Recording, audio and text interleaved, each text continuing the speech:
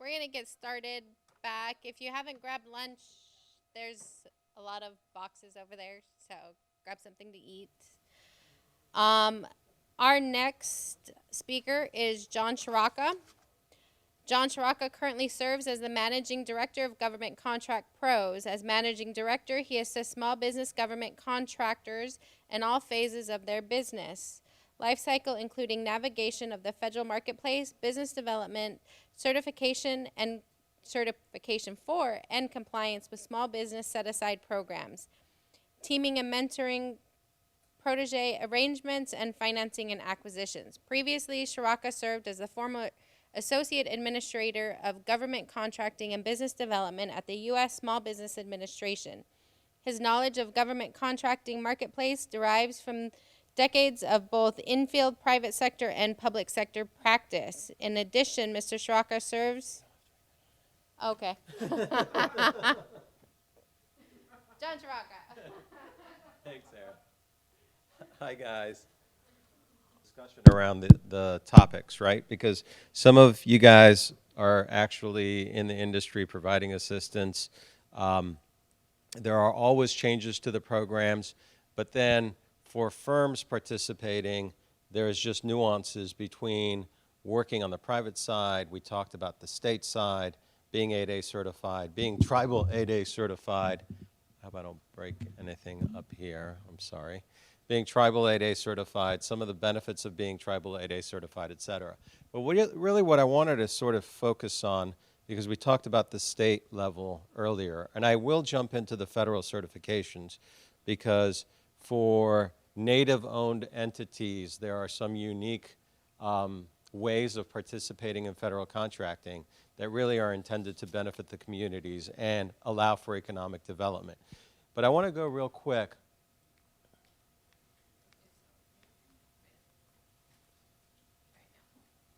Cool, thank you. I want to go real quick over sort of how to engage not just in the public sector supply chain, but also in the private sector supply chain. So a lot of times, firms choose one or the other.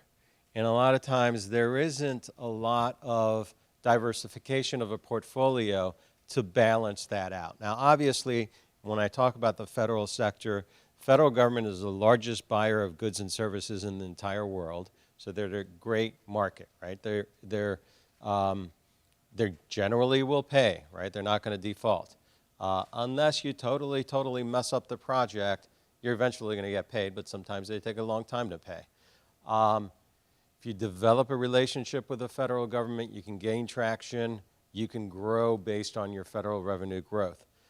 But at the same instance, if you're targeting or working in the federal sector, there's a lot of opportunities to look at the private sector, because just like the federal sector buys everything, construction, janitorial services, IT services, infrastructure, hardware, all sorts of things, right? So does the private sector.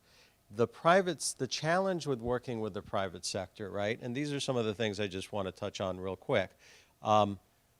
The challenge with working with the private sector is that there isn't a central repository of information like there might be in the federal sector, at least. States, a little different. So you really have to focus your efforts, because if you're looking to diversify into the private sector, there isn't SAM.gov, right, where everything's listed. It's really doing an analysis of what the potential landscape looks like for your product or service, and where can you potentially fit into that landscape, right? And then every major corporation, right? A lot of folks think about, okay, GM, Lockheed, Ford, think about some of the big construction companies like AECOM. Everybody thinks about targeting them, right? But even medium-sized and larger small companies will need participants in their supply chain, and most of those have diversity and inclusion programs, right? So just like the federal government, and we'll talk about this, has goals, has requirements with respect to women-owned, Hubzone, service-disabled, 8A, large corporations and even medium-sized corporations have diversity and inclusion plans. Identifying those target entities that you want to work with and then identifying their needs becomes a little bit of a challenge as opposed to working with the federal government. So that's really, I think, some of the challenges of the private sector, right? Are you looking to identify large, medium-sized companies that you can support that are business to consumer, business to government, or business to business? And then how do you fit into that, right? Are you janitorial and maintenance, or are you part of the supply chain and construction? Do you have the necessary capabilities, capacity, resources, strength, manpower to be able to fit within that supply chain? There's a lot of analysis that, in my mind, at least in my experience, it's similar to the federal sector. Unless you do your homework, just because you get a certification and show up to the diversity folks' office, and every larger corporation has an office of diversity, inclusion, and procurement, et cetera, just because you have a certification isn't necessarily going to equate into I'm awarded a contract. Yes, they have goals just like the federal government do.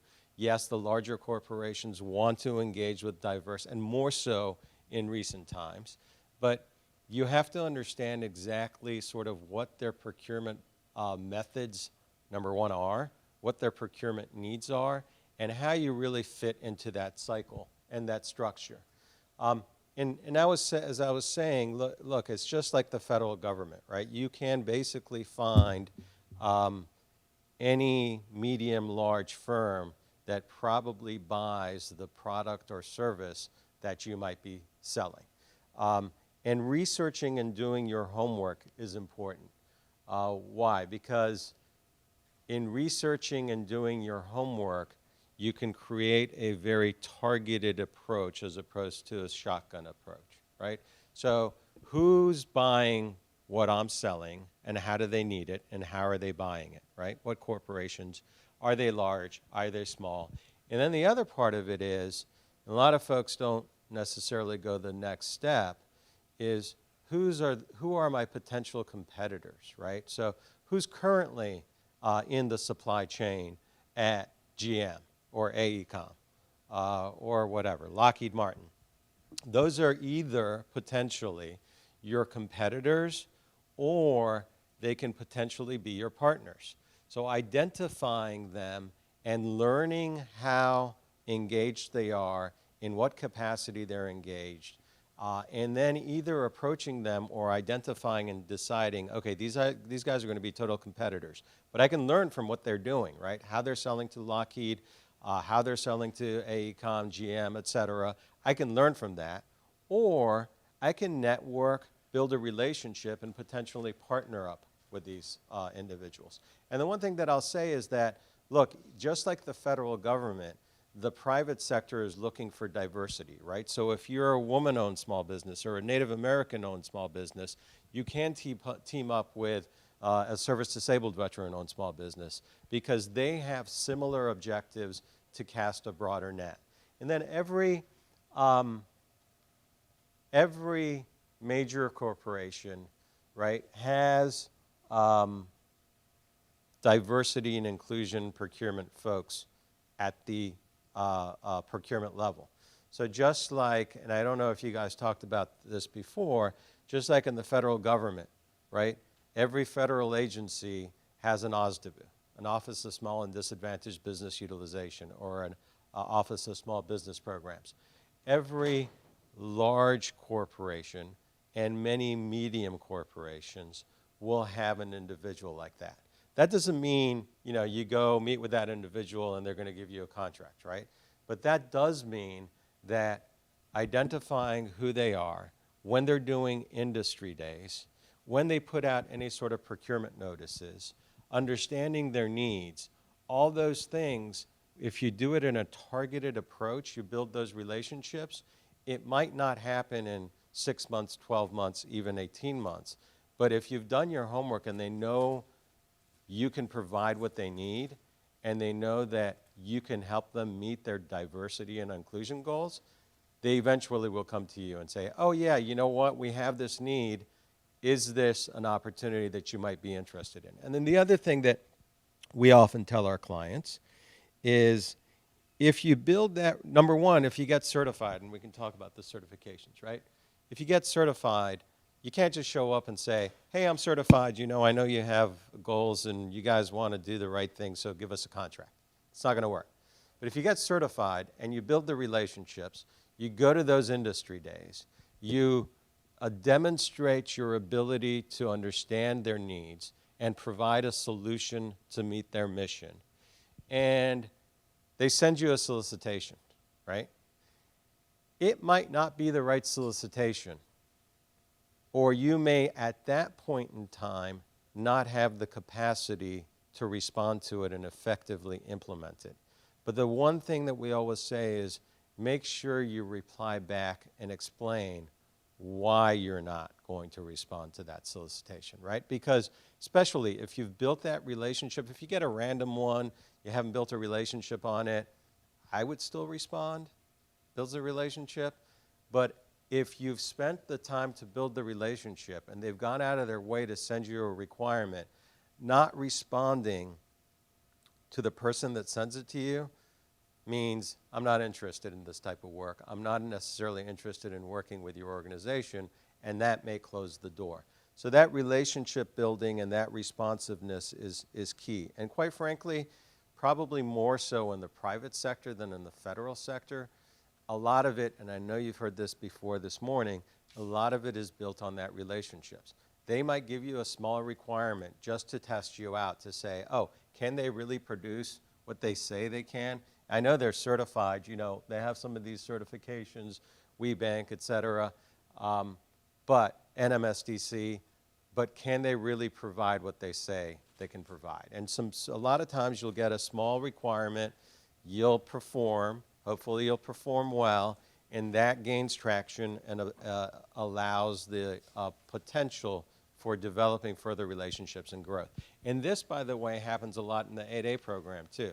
So when we talk about the 8A program, and we talk about 8A sole source opportunities, a lot of times newer nascent firms, when they go to the local buying activities, the first thing they might get is like a really small $25,000, $50,000 sole source requirement. Why? Because they want to make sure that you can actually deliver in time, and deliver quality. That relationship may build, and over time you may see an increase in the size and scope of the projects that you're working on. So let me stop there, because so how many folks have gone through certification with a third-party certifier, other than the federal government? No, you have. Which certifications did you guys get? Do you mind telling me?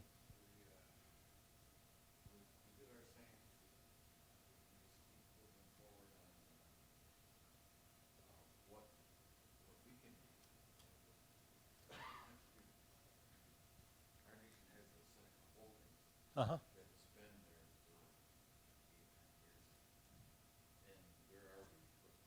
Certifications. Okay. Into construction.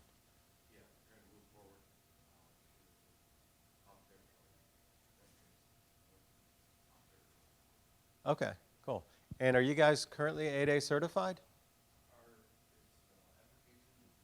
Okay.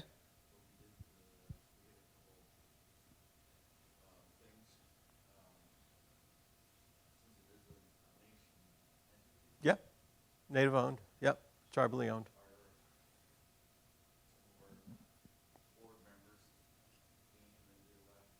Yep. So we had to change the application and update the paperwork and send all the documents over again. Yeah. Okay. So is it still in process of being approved, the application? Okay. You know, the National Center can provide assistance. I don't want to give away free stuff, but National Center can provide assistance as you get sort of stuck in. Because what happens is over time, and you guys know this, right? So we have a lot of clients, and we have a lot of tribal clients that go through this too. The application preparation takes so long to put it all together. By the time you have it all put together and you submit it, it's like 3 or 4 things have changed, and then they'll come back and be like, oh, okay, Jim is on the board, and by the way, we need, you know, the Form 912 and his background and criminal history and everything else, and then like, okay, well, I might have to switch Jim, and then they're like, okay, what else has changed? And then so you have to go through a collection of documents all over again, put the whole thing back together and send it up, and that just sometimes becomes a little bit frustrating. The one thing that I'd say is a lot of folks end up giving up, even though they don't know this, but they're probably like on the last step of the way to make it there, but it's been such a long journey that they don't know it's the last step, and they end up giving up. And so I would just say if there are issues that sometimes need to be elevated at SBA, and National Center is really good at this, and there's folks in the Office of General Counsel, if there are issues that can be elevated to be addressed, those should be looked at as well. Because, and by the way, the tribal applications are really complex as opposed to individual applications. And the ownership structure and the holding structure, all those things are really complex. And the investors or borrowers, lenders, et cetera, those can be very complex. But okay, so I'm going to finish up. So what I was going to mention with respect to the certification process, in the private sector, just like what we're talking about at the state level, they all have very similar types of requirements, right? I mean, a lot of times it's ownership requirements, who owns the entity. It's control requirements because the individual or whoever the designation is based on, even if it's a tribe, they have to own the majority, and then they have to also be able to demonstrate that they control. So there's ownership requirements, there's control requirements. Some of the third-party certifiers will have site visits. I know SBA used to do that. I don't know if are they doing them remotely now? Are they still doing site visits for 8As or no? Okay, okay. So, but some of the private sector ones will still do that. But the requirements generally, you know, is if you go through one, especially if you go through 8A, by the way, and then want to do Hubzone, Hubzone's a lot simpler. And when we talk about Hubzone, tribes have a special exemption in the Hubzone program where you don't have to meet the traditional requirements of the Hubzone program, meaning principal office in a Hubzone and 35% of your employees in a Hubzone. We'll talk about that, I hope, if I have time. But anyway, certification is a pain in the butt. You have to submit a whole bunch of paperwork. It's very intrusive. If it's a complex application, it's even more so intrusive. And then once you're in the program, be it third-party certifier for private sector work or federal certification for federal work, once you're in it, there's regular compliance requirements, right? So do you continue to meet the project or program requirements, especially like in the 8A, where it's a 9-year program, right? Tribes can have multiple 8As, but it's still a 9-year program. Got extended because of COVID, but it just got extended once. But there's continuing eligibility requirements, right, that you have to maintain. Similar Hubzone, woman-owned is indefinite as long as the woman owns and controls, but there's the size issues. But it comes down to ownership and control. Does the disadvantaged individual actually own the majority, and then can they demonstrate that they control? And one of the things, quite frankly, on tribal applications in the 8A program, because it's complex, is how is the tribal entity organized? Is it held through a holding company and then the 8A company?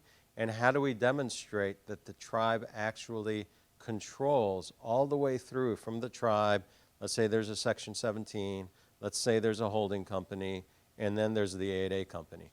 How can we demonstrate that there are organizations, either board of managers or the council and appointments, how does that demonstrate that ultimately the tribe is the one that controls? And the last thing that I'll say, and we'll get into the next deck of slides, and they just abandoned me, but I'll figure it out on my own. The last thing that I'll say is that, I lost my train of thought. On tribal 8A applications, sometimes you have investors or minority owners at the entity level, right? So at the entity applicant level, you can have like 5149, but as you move up, it has to be 100% owned by the tribe. So that adds a level of complexity. And then once we get into the 8A application process, we can talk about negative control and all those other types of issues as well when there's outside investors, et cetera. Any questions on sort of, I just wanted to sort of briefly talk about, and we talked about this, right, suppliers, do's and don'ts. I think you've heard this so many times if you're in the federal marketplace. You know, just because you have a certification isn't going to mean you're going to get a contract. You can't show up and say you have goals, give me a contract. You have to know who you're meeting with. You have to know what their mission is. You have to have a solution for them, and ultimately you have to demonstrate that you can match or meet their requirements of that solution.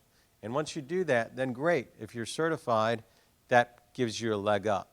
And guess what? If you're certified and you have multiple certifications, they can get multiple credit. So if you're a Hubzone, 8A,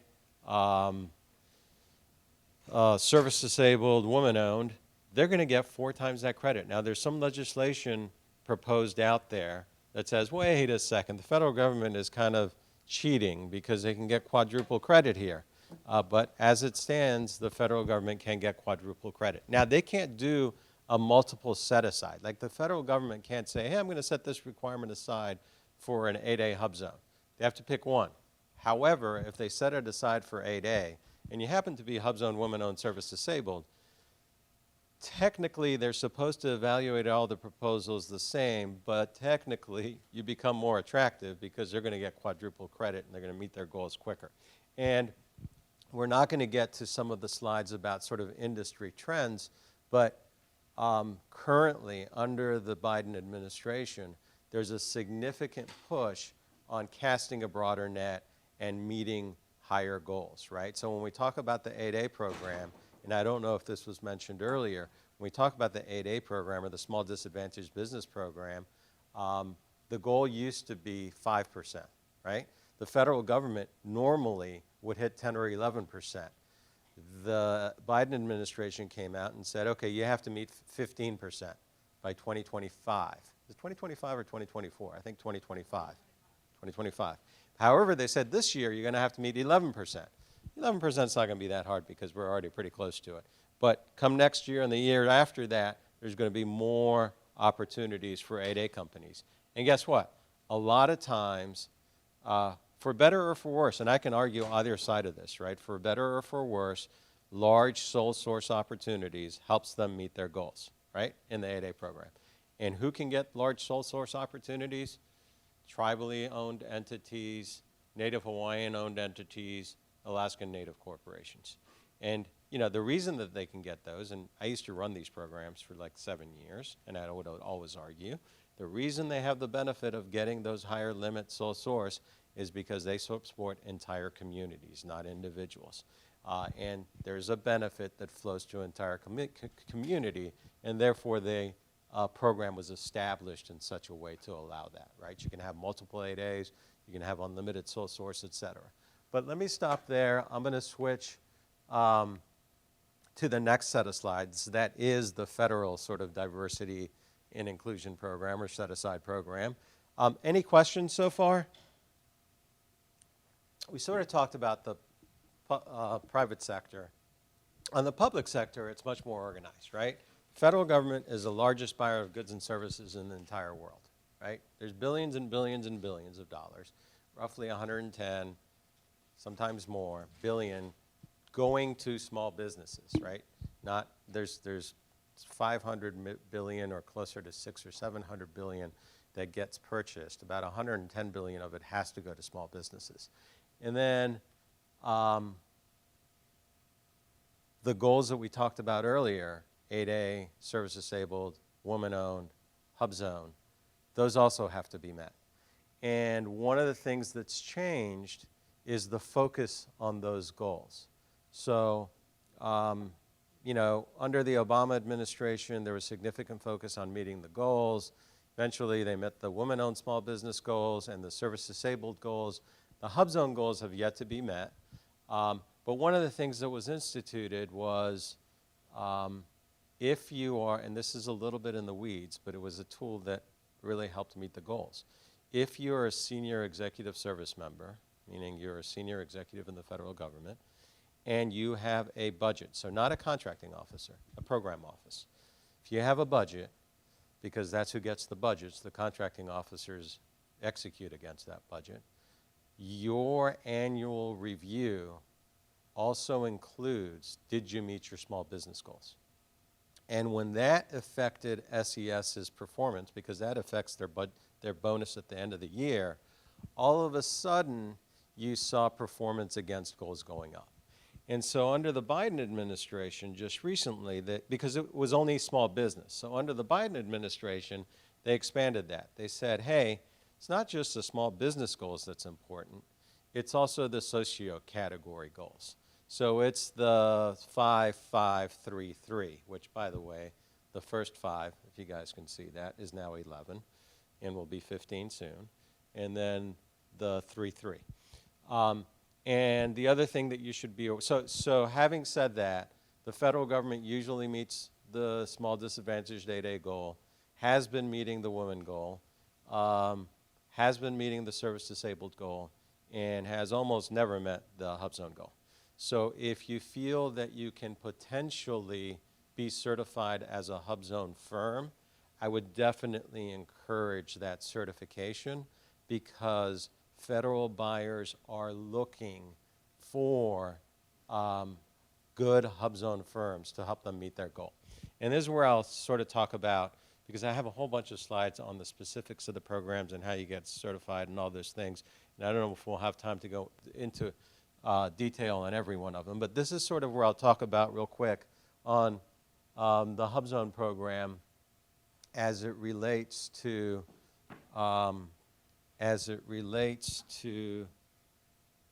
tribes, right? So first of all, 8A, generally speaking, economically disadvantaged, socially disadvantaged, right? Economically disadvantaged, there are certain criteria, right? There's your annual salary average for the last 3 years. There's your personal net worth, and your personal net worth takes out certain things like your principal residence, the business value, as well as your retirement funds. So you have to be within $750,000, I think, for personal net worth. And then there is total assets. And when you do the total asset test, you pretty much dump everything back in. And I think it was 6 million. I think did it go up to 7 or is it still 6? 6. Now, there is a rule that changed, though, that you can still exclude your retirement funds from that total asset test. And that is a test, when we were talking about continued eligibility, that's a test where you're in the program and you do your annual reviews every year. That's a test that your assigned BOS will look at to make sure that you continue to remain eligible for the program. And it's not necessarily a bad thing, right? If your total assets become $12 million, well, you've benefited from the 8A program probably, and therefore maybe you should be early graduated. Or if your size of your firm has grown to such an extent that you're no longer small, you may be early graduated.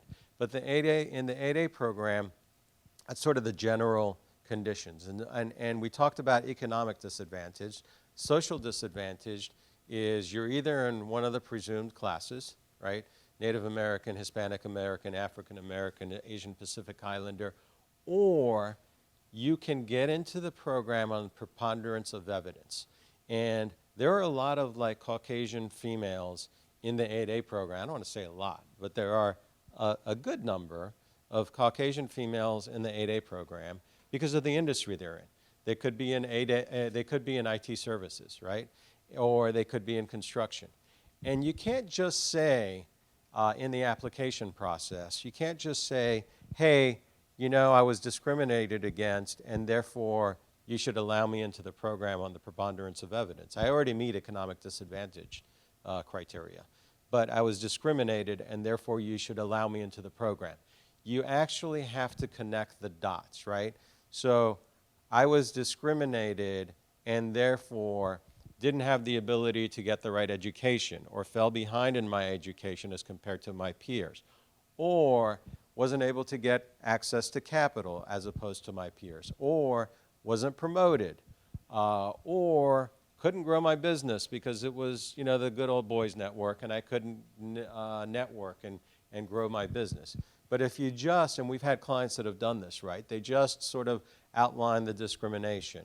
You really have to highlight how that discrimination has impacted your ability to get capital, education, promotions, grow your business, et cetera. Any questions? So that's on an individual basis, right? But in the 8A tribal world, the benefit of the tribal world is, in my mind, two things.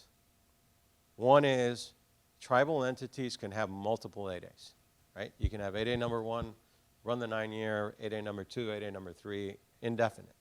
And they don't have to run consecutively. They can run at the same time. There are a lot of tribal organizations that will have 4, 5, 6, 8A companies in the program at the same time. Now, there are Nix Code restrictions. You can't have 2 8As in the same Nix Code in the 8A program at the same time, and they need to be out for 2 years. And there's a reason for that. The reason for that is, as the government was looking at this, they said, wait a second, it seems like a tribe can almost corner a marketplace and then hand over the contract, which is huge because they can get unlimited sole source, from one sister company to the next sister company to the next sister company indefinitely, and therefore sort of corner that market. So the rule became that you couldn't have 2 sister companies in the 8A program at the same time, and you had to have a 2-year gap. But you can have a sister company that is close in a NAICS code, relatively close, or has a secondary NAICS code. And the BOSs and your annual review will evaluate that, right? So when you go to do your annual review, you could say my NAICS code is 541321, if that's a NAICS code. I don't know, I just pulled that out of the air. And after analysis, they could say, no, it's not. I just pulled up your FPDS. Most of your work is in construction.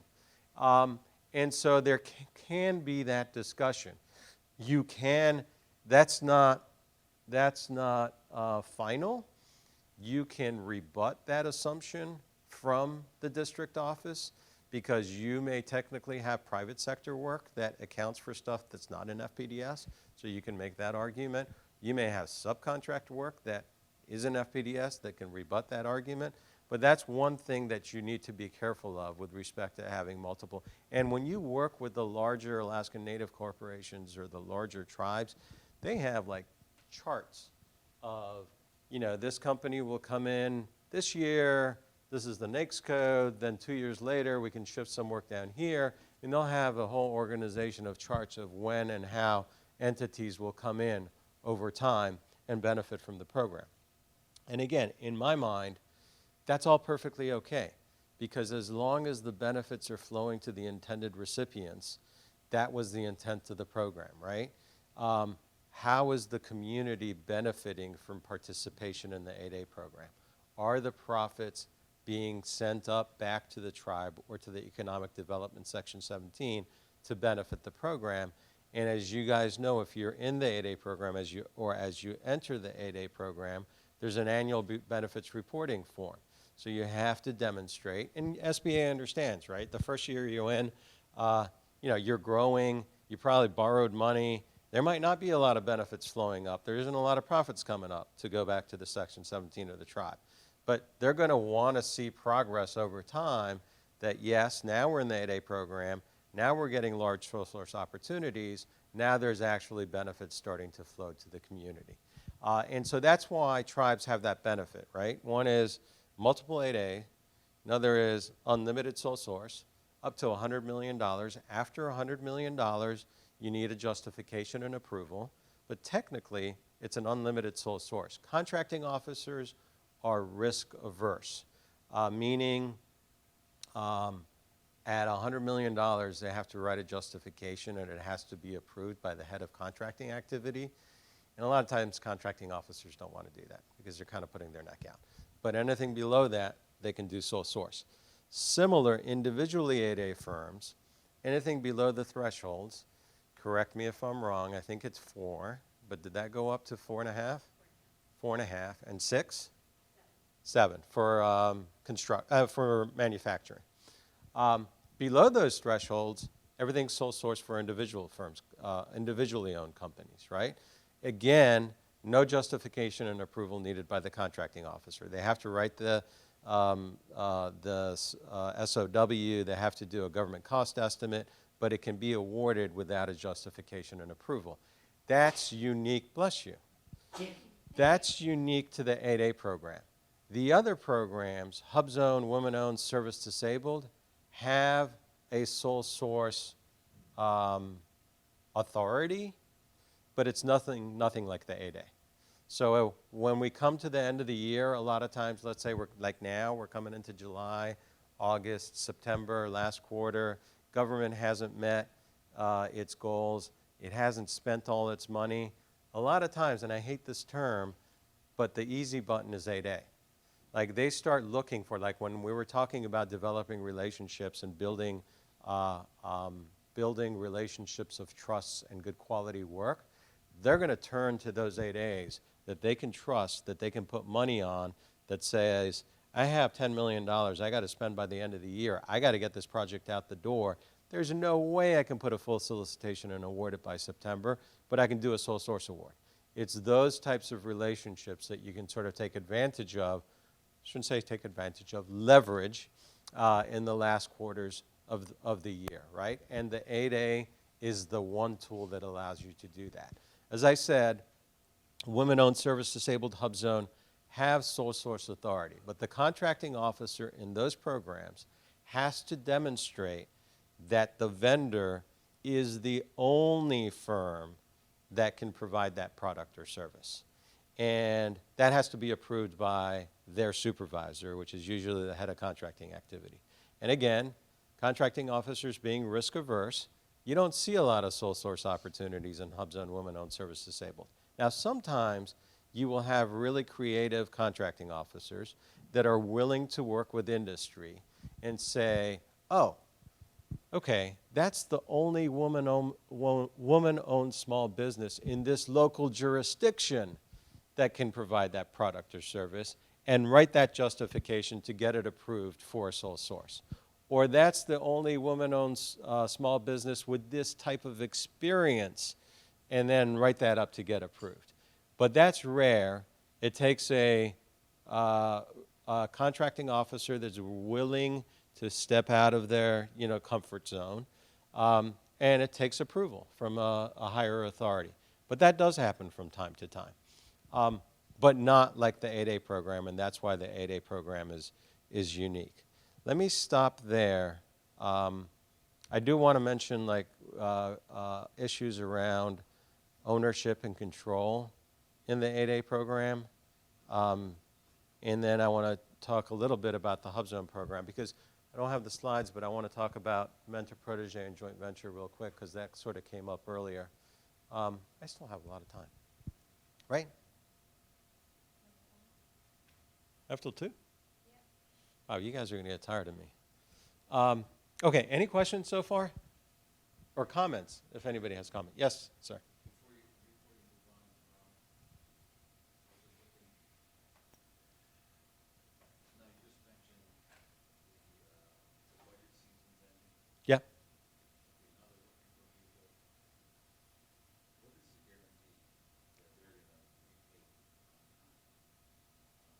Just from our experience, change orders, Yeah. couple of months previous, people at the very end, follow us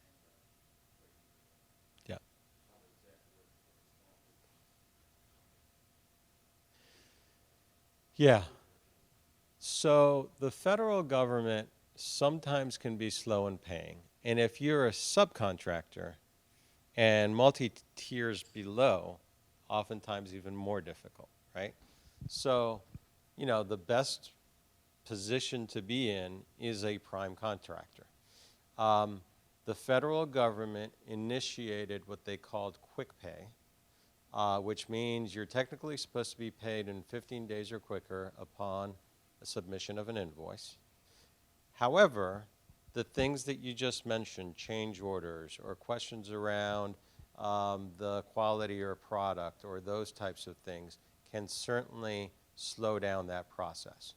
Now, the one thing that I'd say is if you're the prime, right? So if you're a sub, you're a little bit of a disadvantage. And I think, you know, a lot of times, and I used to do federal contracting before I went to the SBA, a lot of times you prefer to be the prime, right? There's a lot more burden on you with respect to compliance and all reporting and all those things, but you prefer to be the prime. You develop the relationships, you know in and out of the agency, you know who to chat with, but then also, as a small business, you have quick pay working for you. And the other thing that I'd say is, if you're having issues like that, there are two places to get help. One is, every agency, as we talked about, has an Office of Small Business Programs. So if you're working with the DoD, it's called OSBP. And OSBP, you know, DoD has, and a lot of folks don't realize this, but DoD has like Office of Small Business Programs at the parent, DoD. Like they work at the Secretary's office. But then they have Air Force, Navy, Army Corps of Engineers, Army. And then under that, every buying activity, let's say you're at Wright-Patterson Air Force Base, there's a small business specialist assigned to Wright-Patterson Air Force Base. They're supposed to be your advocate. So if you're working at a facility, and a lot of times we'll tell our clients, even if they're subcontractors, it gets a little bit messier because the government's like, whoa, whoa, whoa, that's between the prime and the sub. I can't get into the middle of that. However, by the way, Quick Pay said that if a large prime contractor gets paid in 15 days, they need to turn around and pay their small subcontractors in 15 days as well. So if that's not happening, I would still encourage you to contact the small business office for that buying activity. And then the last thing I'd say is that your business opportunity specialist is the other place that you can potentially get assistance, right? The business opportunity specialist is your advocate. Not only are they the police to make sure that you're compliant with program requirements, but they're your advocate with agencies when you have problems. A lot of folks don't know this, but an 8A contract is actually not between the government and your firm. An 8A contract is between the government and the SBA, and then the SBA subcontracts it out to you. So technically, the SBA is the contract holder. They delegate that authority, but technically that's how it works. And so there are ways to address that, but one challenge that I'll say is if it's a quality of work issue, then that becomes much more complicated. Yeah. It ultimately will be the program office that accepts the work and the contracting officer that says, yep, the program office agrees the work is accepted and delivered, and therefore payment should be made. Yeah. And so we can talk about this. I have slides about this, right? So a lot of times when people think about federal government and procurement, they think about the contracting officer, right? Immediately it's like, okay, who's the contracting officer? Let me market to them. Let me bug them. When there's problems, I'll get in touch with them, and so forth. The contracting officer, all their job is to execute based on the needs of the program office. So the program office is who gets the budget, right? Like my old office, Government Contracting and Business Development, we used to get a budget, right? I don't know, $36 million. And then they were like, okay, you need systems. So we're like, okay, $7 million worth of systems. Let's develop a statement of work. We'll work with the contracting officer, and then once we know what our needs are, we're going to hand it over to that contracting officer, and that contracting officer, because they're specialized, warranted, whatever, they're going to go execute it based on all the rules in the federal government. And if they have to meet goals, they'll make sure they do a set aside, and they'll do the research to see if there are 2 or more small businesses, and we'll talk about that too. I'm taking a long time to get to my slides. But so you can't just focus on the contracting officer. it's important to get to know the program office as well. So if you decide, your target is, I always say Wright-Patterson Air Force Base, but your target is Wright-Patterson Air Force Base, it's not just the contracting office that you have to get to know, it's the program office that you should get to know as well. And then ultimately, it's sort of like a three-legged stool in my mind. You also have to know who the small business specialist is that covers that buying activity. Because those are the guys that are advocating for small business participation. Those are the guys that are actually tasked with, hey, our goal, here's the DOD goal, right? It's like 22.5%, or maybe it's 21.9 now. Here's DOD goal. Then it goes Army goal. Then it goes Air Force goal. Then it goes, trickles down, goal for Wright-Patterson Air Force Base. That goal, the responsibility falls on that small business specialist. That small business specialist is always looking for qualified firms to be able to help him or her meet those goals. And so it's really important to sort of work all in parallel. You want to develop a relationship with contracting officer, program office, and the small business specialist. And I'm jumping ahead of myself, but you also want to be able to identify, when are they going to have industry days? When are they going to be at matchmaking? Are they going to be at RES? Not that I'm trying to promote RES, but are they going to be at RES next year, and can I get in front of them there? Are they going to be at SAMI, the Society of American Military Engineers, and can I get in front of them there? So it's really sort of triangulating those three legs of the stool, one, to identify projects, but two, when we have problems with the project. Does that make sense? Okay. So we know the goals. Kind of lost track of where we are in here. Oh, so this is good. I mean, I know you guys are already in federal contracting, and you're looking to get the firm 8A certified. So you kind of know these basics. But what I really want to go over here is how these basic systems can be used much more effectively for just what they were set up for, right? So obviously you have to register in SAM to do work with the government. You have to have a SAM profile before you can have a certified profile, before you can get into certified to upload your application, all those things, right? And a lot of folks don't know that once you do SAM, it opens up a dynamic small business search profile for you, a DSBS profile. Did you guys know that? No? So DSBS, it looks like you're in SAM. After you answer the questions, it'll ask you, how many employees, how much revenue. If you're small, it opens up a DSBS profile. DSBS actually asks for project experience, more about your firm, corporate qualifications. You want to upload as much information into DSBS as you possibly can, because that's one of the places that contracting officers go to do market research. And I'll show you why market research is important on the next slide. But when contracting officers want to go say, hey, is there any small businesses? I don't know, they can do it by geography, or they can do it by specialty. And they can say, is there any 8A companies that do this stuff? Their number one place they should be going is DSBS.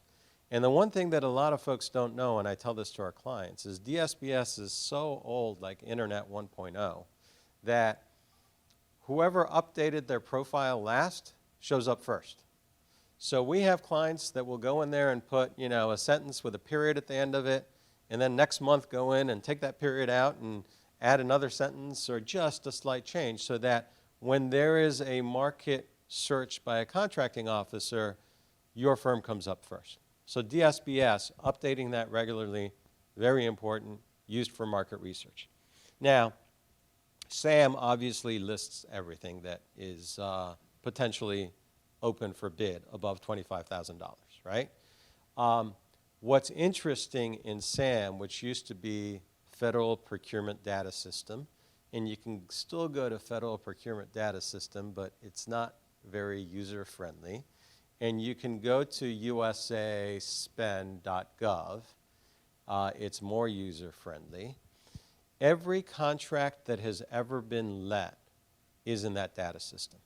So when we talk about sort of a targeted approach, The question is, I'm selling widgets, right? Department of Defense in itself is so complicated to understand, and it's so spread out over the whole country with all the buying activities. I don't know, should I be going to Aberdeen or Wright-Patterson or White Sands or San Diego?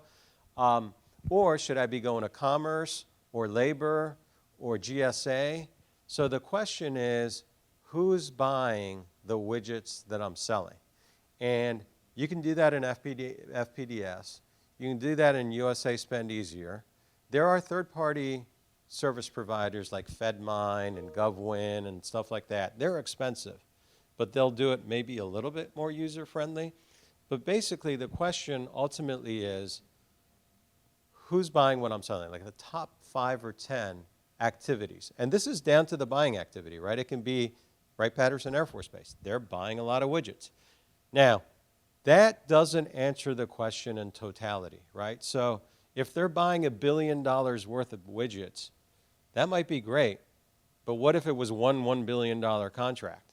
That's probably not good for me as a small business, right?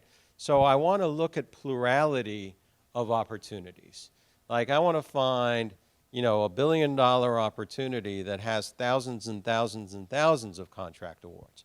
That's number one. Number two, how are they buying it, right? Are they setting it aside for 8A? Are they 8A friendly? Are they Hubzone friendly? Do they do a lot of service disabled set-asides? Is a good portion of it getting set aside? That starts to hone my sort of top 5 targets. And then it's a little bit more of sort of peeling the onion. How are they buying it in the sense of, are they individual contracts? Are they going off of GSA schedules? Are they going off of one of the best-in-class vehicles? Because now we have these government-wide acquisition best-in-class vehicles, like Oasis, Alliant, CIOS P4, I forget, Polaris. Yeah. So if they're buying it off of one of those vehicles and we're not on one of those vehicles, then they might not be the best target, right? Until we figure out how to get on those vehicles. And we can talk about that too, because you can potentially partner up with someone that's on the vehicle. You can look to see when the next open season is for that vehicle. And then there's some tribes that'll even say, you know what? We want that vehicle. We're going to figure out how to target a small business that already has that vehicle and buy that small business so that we capture that vehicle. So there's different ways. But that analysis, rather than sort of the whole shotgun approach of approaching the federal government, right? I got certified, I'm tribally owned, I'm just going to go everywhere. That shotgun approach, as far as I've been aware, has seldom, if ever, worked, right? It's really a targeted approach of, and the data really helps you. And by the way, the data is only half the story, right? Because once you have that data, then it's, okay, I got to visit Wright-Patterson. I got to understand who the program office is. I got to understand if we're a right match. I got to understand if they have a strong small business office. Do they engage with the community? Do they do industry days and matchmaking? And then I want to engage with the program, and so all 3 legs of the stool. That really starts to hone in your top 5 to 10 targets and where resources should be spent. And then lastly, sort of on this slide, just like what we talked about with respect to the federal government has these goals, they have to meet them, they can get quadruple credit. Large primes also have these goals, right? So when Lockheed gets a open competition, $200 million contract, they're going to have goals for 8A companies. They're going to have goals for women-owned, service-disabled, Hubzone companies. So a lot of times it's figuring out who's not meeting their goals and approaching them and developing a relationship with them. And a lot of times the good buying activities force their large primes, especially the ones that aren't meeting their goals, to come to industry days and meet industry. So it's identifying large primes that have goals where you can help them meet their mission, where you can help them meet their goals. And this is not the best system. It's actually probably one of the worst SBA systems that are mentioned up there, probably a little worse than DSBS. But Subnet is supposed to list, it's not updated as much as it should, but Subnet lists opportunities where prime contractors are having a difficult time meeting their subcontracting goals. Does that make sense? Any questions or comments so far? No? Tell me if you're getting tired. We can take a break. What I wanted to, okay, I do want to talk about this before I talk about the eligibility requirement. Because we sort of just talked about the contracting officer and the set-asides. But a lot of folks, even when, you know, I was responsible for these programs, a lot of folks who have even been in industry for years and years and years wouldn't understand the mechanisms for a set-aside to occur, right? So we can say the federal government has a 23% goal. We can say, and by the way, that's the floor. That's supposed to be the floor. And they've hit above that. It's the language in the statute actually says maximum practicable opportunity, right? So, and then we can say the 5533. But what are the mechanisms? When you ask people, okay, you know about all these goals, you've even been in federal contracting for, I don't know, a decade. You guys have actually even done pretty well. What are the mechanisms for set-asides to occur?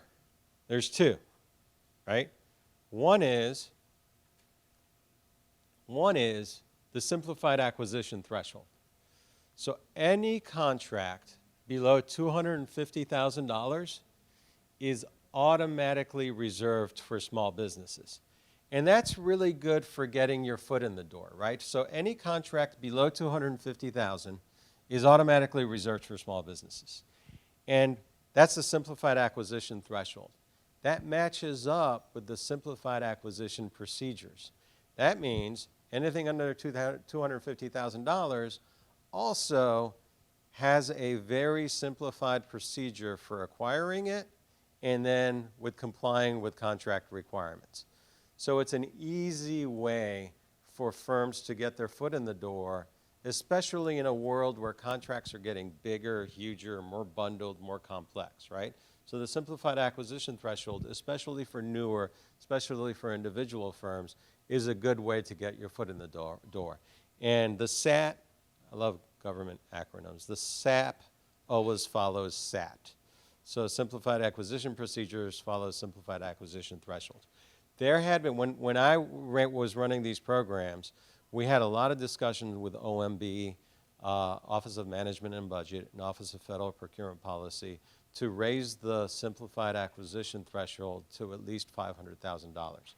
In my opinion, that would have been great because small businesses are having tougher and tougher time competing on large and complex contracts.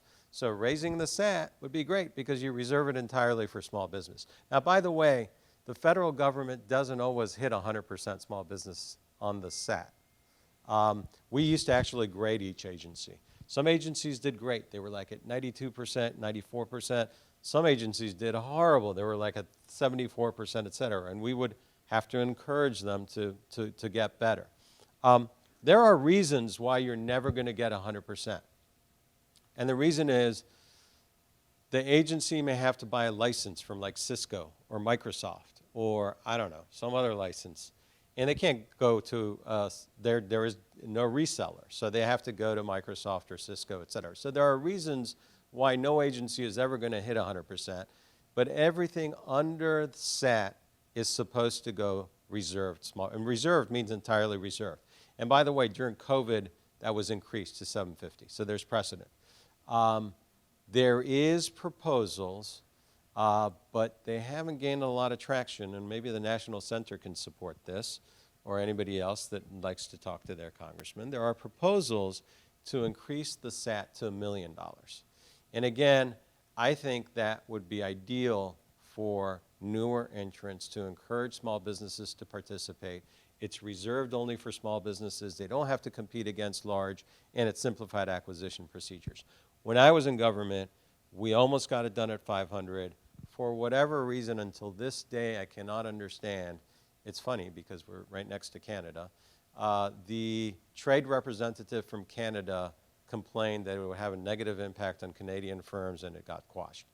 To this day, I can't understand why it would have a negative effect on Canadian firms, because maybe they competed within that threshold, but we're supposed to buy American, but they're exempted. Anyways, it got quashed.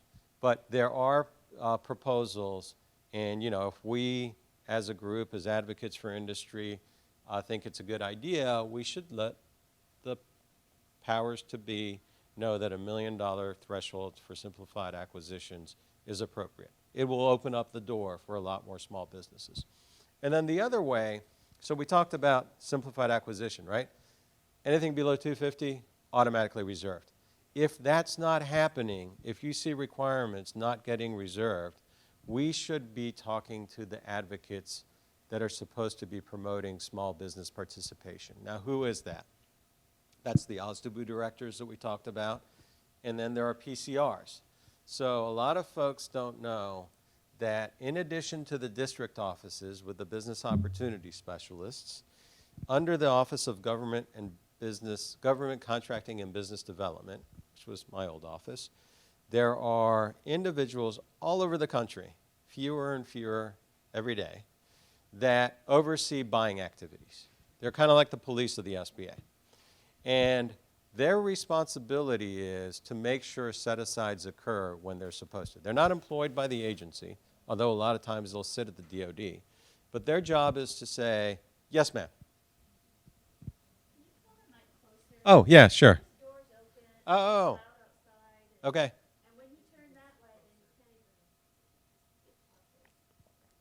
How about that? I sound like Johnny Cash. Okay, so let me know. Raise your hand if you can't hear me. And I apologize. I'll hang it out this way too. So the PCR's job is to make sure that set-asides occur when they're supposed to. Number one, it's the SAT. So if we don't see the SAT getting set aside, we should find out who the PCR is and contact the PCR. We should contact the BOS, and then we should, if we don't hear anything, actually every PCR has an area director that is their boss. We should contact their boss. And by the way, if you go to the SBA website, you can type in PCR directory. It'll give you every buying activity and which PCR is responsible for that buying activity. And then it'll also tell you who the area director is that PCR reports to. Okay? So that's simplified acquisition threshold. The other is a rule of two. How many folks are familiar with the rule of two? So, if a requirement, first of all, let me put it this way. If a product or service can be produced or purchased or provided by at least two small businesses, in other words, if there are at least two small businesses that can provide the product or service, then the requirement shall be set aside. And the shall, for the guys that aren't necessarily, government speak, and I didn't used to be, means it has to. It's not a may, right? It shall be set aside. And that's really the stick of a PCR and the stick of the Small Business Administration. In other words, if a contracting officer does their market research, and remember what I talked about, DSBS, Dynamic Small Business Search? So they could go to Dynamic Small Business Search. You guys could have not updated DSBS. So they go in there and they go, there's no two small businesses. I'm not going to set this aside. Now, if you would have updated your DSBS and you would have updated your DSBS, now they're going to go in there and say, there are two small businesses here, and I have to put this in my file. Now, they should also be doing other research. They can do Google searches. They can do sources sought. By the way, if you see a sources sought, you should respond to it. They can do all sorts of other research. But DSBS is sort of the base. So they put that in their file. Now, every requirement that doesn't get set aside has to have a signature from a PCR, a procurement center representative. Now, if you can imagine, when I was running the program, I think I started out with around 200 PCRs to cover thousands and thousands of buying activities across the country. When I left, there was 119. From what I understand, there's less than 60.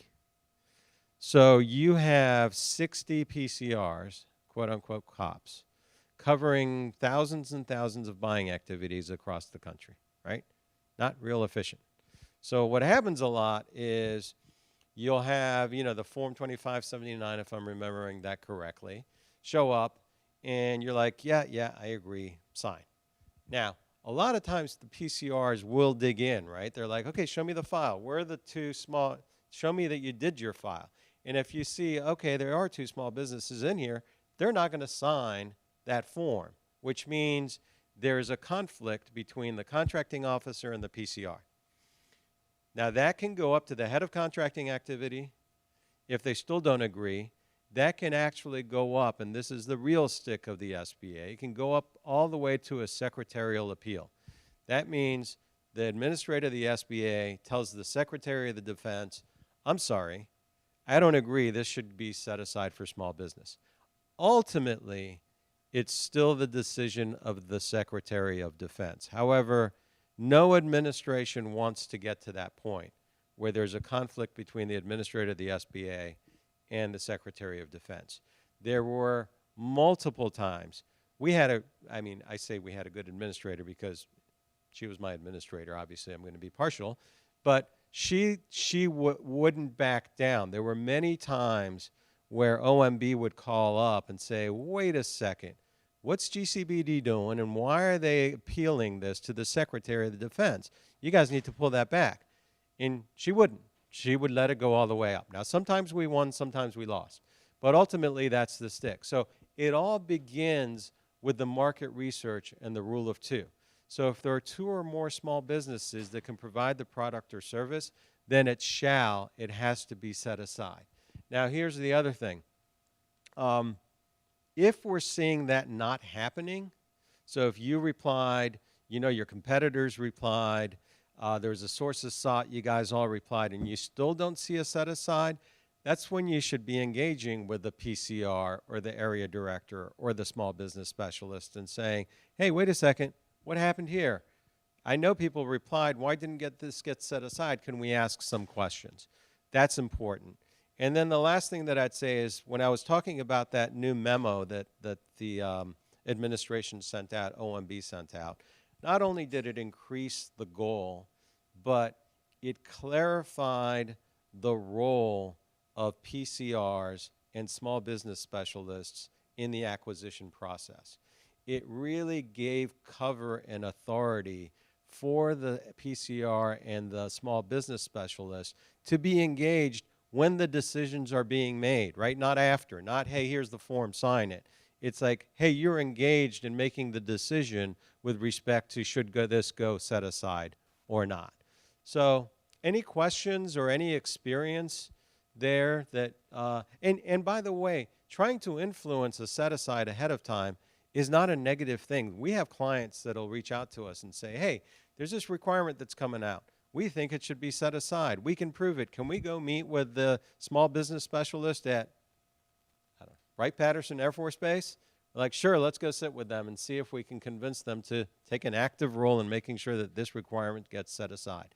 So being engaged. Now, once the solicitation comes out, contracting officers and program offices are like, I can't talk to you. There's a solicitation on the street. But if you know there's a requirement coming out, if you've done your homework, so going back to Sam and your research, right?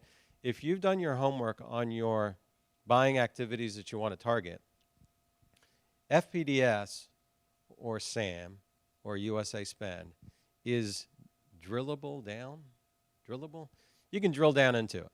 And you can go down to the contract and say, oh, this is an 8A requirement. It's expiring in 12 months. Here's the statement of work. Here's the incumbent. Here's the contracting officer. And here's the program office. I'm going to put this in my pipeline. And I'm going to start tracking this. I'm going to start reaching out to the contracting officer, the program office. I'm going to figure out who the small business specialist is. This is in my pipeline now. And I'm going to develop a whole strategy on how I'm going to bid on this because I know it's coming up for expiration. And What's even better is the 8A has graduated and they can't bid on it again. So it's some 8A has to get it. Why not us? We're an 8A. So sort of using those tools to develop your pipeline is really, really important and critical. Any questions, comments? Yes, ma'am. You said something to the effect of find out the primes that are having trouble meeting Yeah. their goals and agencies that are not meeting their percentages. So how do you go about doing that? Yes. So agencies that are not meeting their percentages, there used to be a really good website that went down. It was called, smallbusinessspend.gov. And unfortunately, that went down. That was a real-time analysis of performance. There now is the Sba Scorecards. So the SBA releases scorecards. So if you go to the SBA website and you do procurement scorecard, they release scorecards on every agency. Unfortunately, it's not regularly updated. It's just on an annual basis, right? But it'll show what their goal is, and then it'll show what their performance is for that year. And you can see which agencies are doing a good job and which aren't. On the prime level, it's much more difficult. There isn't transparent, open information on that. Where primes are supposed to go when they're not meeting their goal is, oh, what did I do with it? Is this website. No, no, no, no, no. Subnet. The last one, Subnet. But these slides are available. We'll make sure we'll send them out to everybody so you can just link on it. Does that make sense? Okay. So real quick, because I think this is important just with respect to affiliation. And a lot of times folks that are comfortable working in the private sector and even in the public sector, and I'll give you an anecdotal story about when I was doing federal contracting. Generally speaking, you know, the number one requirement, 8A, Hubzone, women-owned, service disabled, is to be small, right? And small for your particular NAICS code. Every NAICS code, North American Industry Classification Code, has a different size standard. So if you're in the computer industry, computer IT services, it could be 35 million. If you're in professional services, it could be 17, 18 million, something like that. Construction is like 35 million. And then there are manufacturing ones. Like if you're in shipbuilding, it's like 1,500 employees. So when I used to run these programs, people would come to me and say, wait a second, how can a company with 1,500 employees be small? And I'd have to explain, well, you know, that's a ship manufacturing company. The average size of a company like that is 25,000 employees. So 1,500 employees is actually small. So number one is, are you small for your primary NAICS code? And that's important if you're applying to the 8A program. So if you're applying to the 8A or Hubzone program, you have to be small for your primary NAICS code. Number one. Number two, every requirement, let's say you found a proposal, you want to bid on it, every federal requirement, I should say, has a NAICS code assigned to it. So you can be small in one NAICS code and other than small in another NAICS code, right? So that doesn't mean just because you're small, not small, other than small in the NAICS code, that you're entirely out of federal small business procurement, right? Because you can identify the NAICS code that's assigned to a particular contract, and then you can determine, wow, I'm actually small for this contract. It's set aside. I can bid on it. So you represent to be small for the requirement that you're bidding on. It used to be a 3-year look-back period, right? And then there was a period of time where you could have a 3 or a 5-year look-back period because the rule changed, the law changed, actually.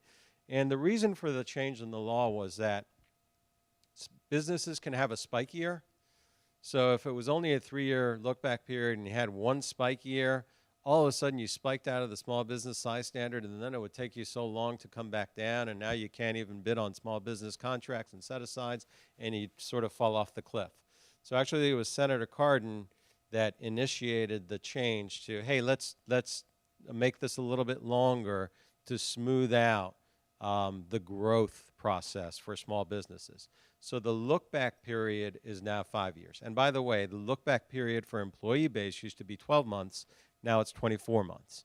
So basically, am I small? Is this company small for the requirement that I'm pursuing? That's number one, okay? Now, any questions there? No? Nix codes, okay? North American Industry Classification Codes? We talked about that. We talked about that. Affiliation. How many folks are familiar with the term affiliation and concerns around affiliation, of course? So a lot of things that we do in the private sector, even things that we do as government contractors, can sometimes lead to a thing the SBA calls affiliation, right?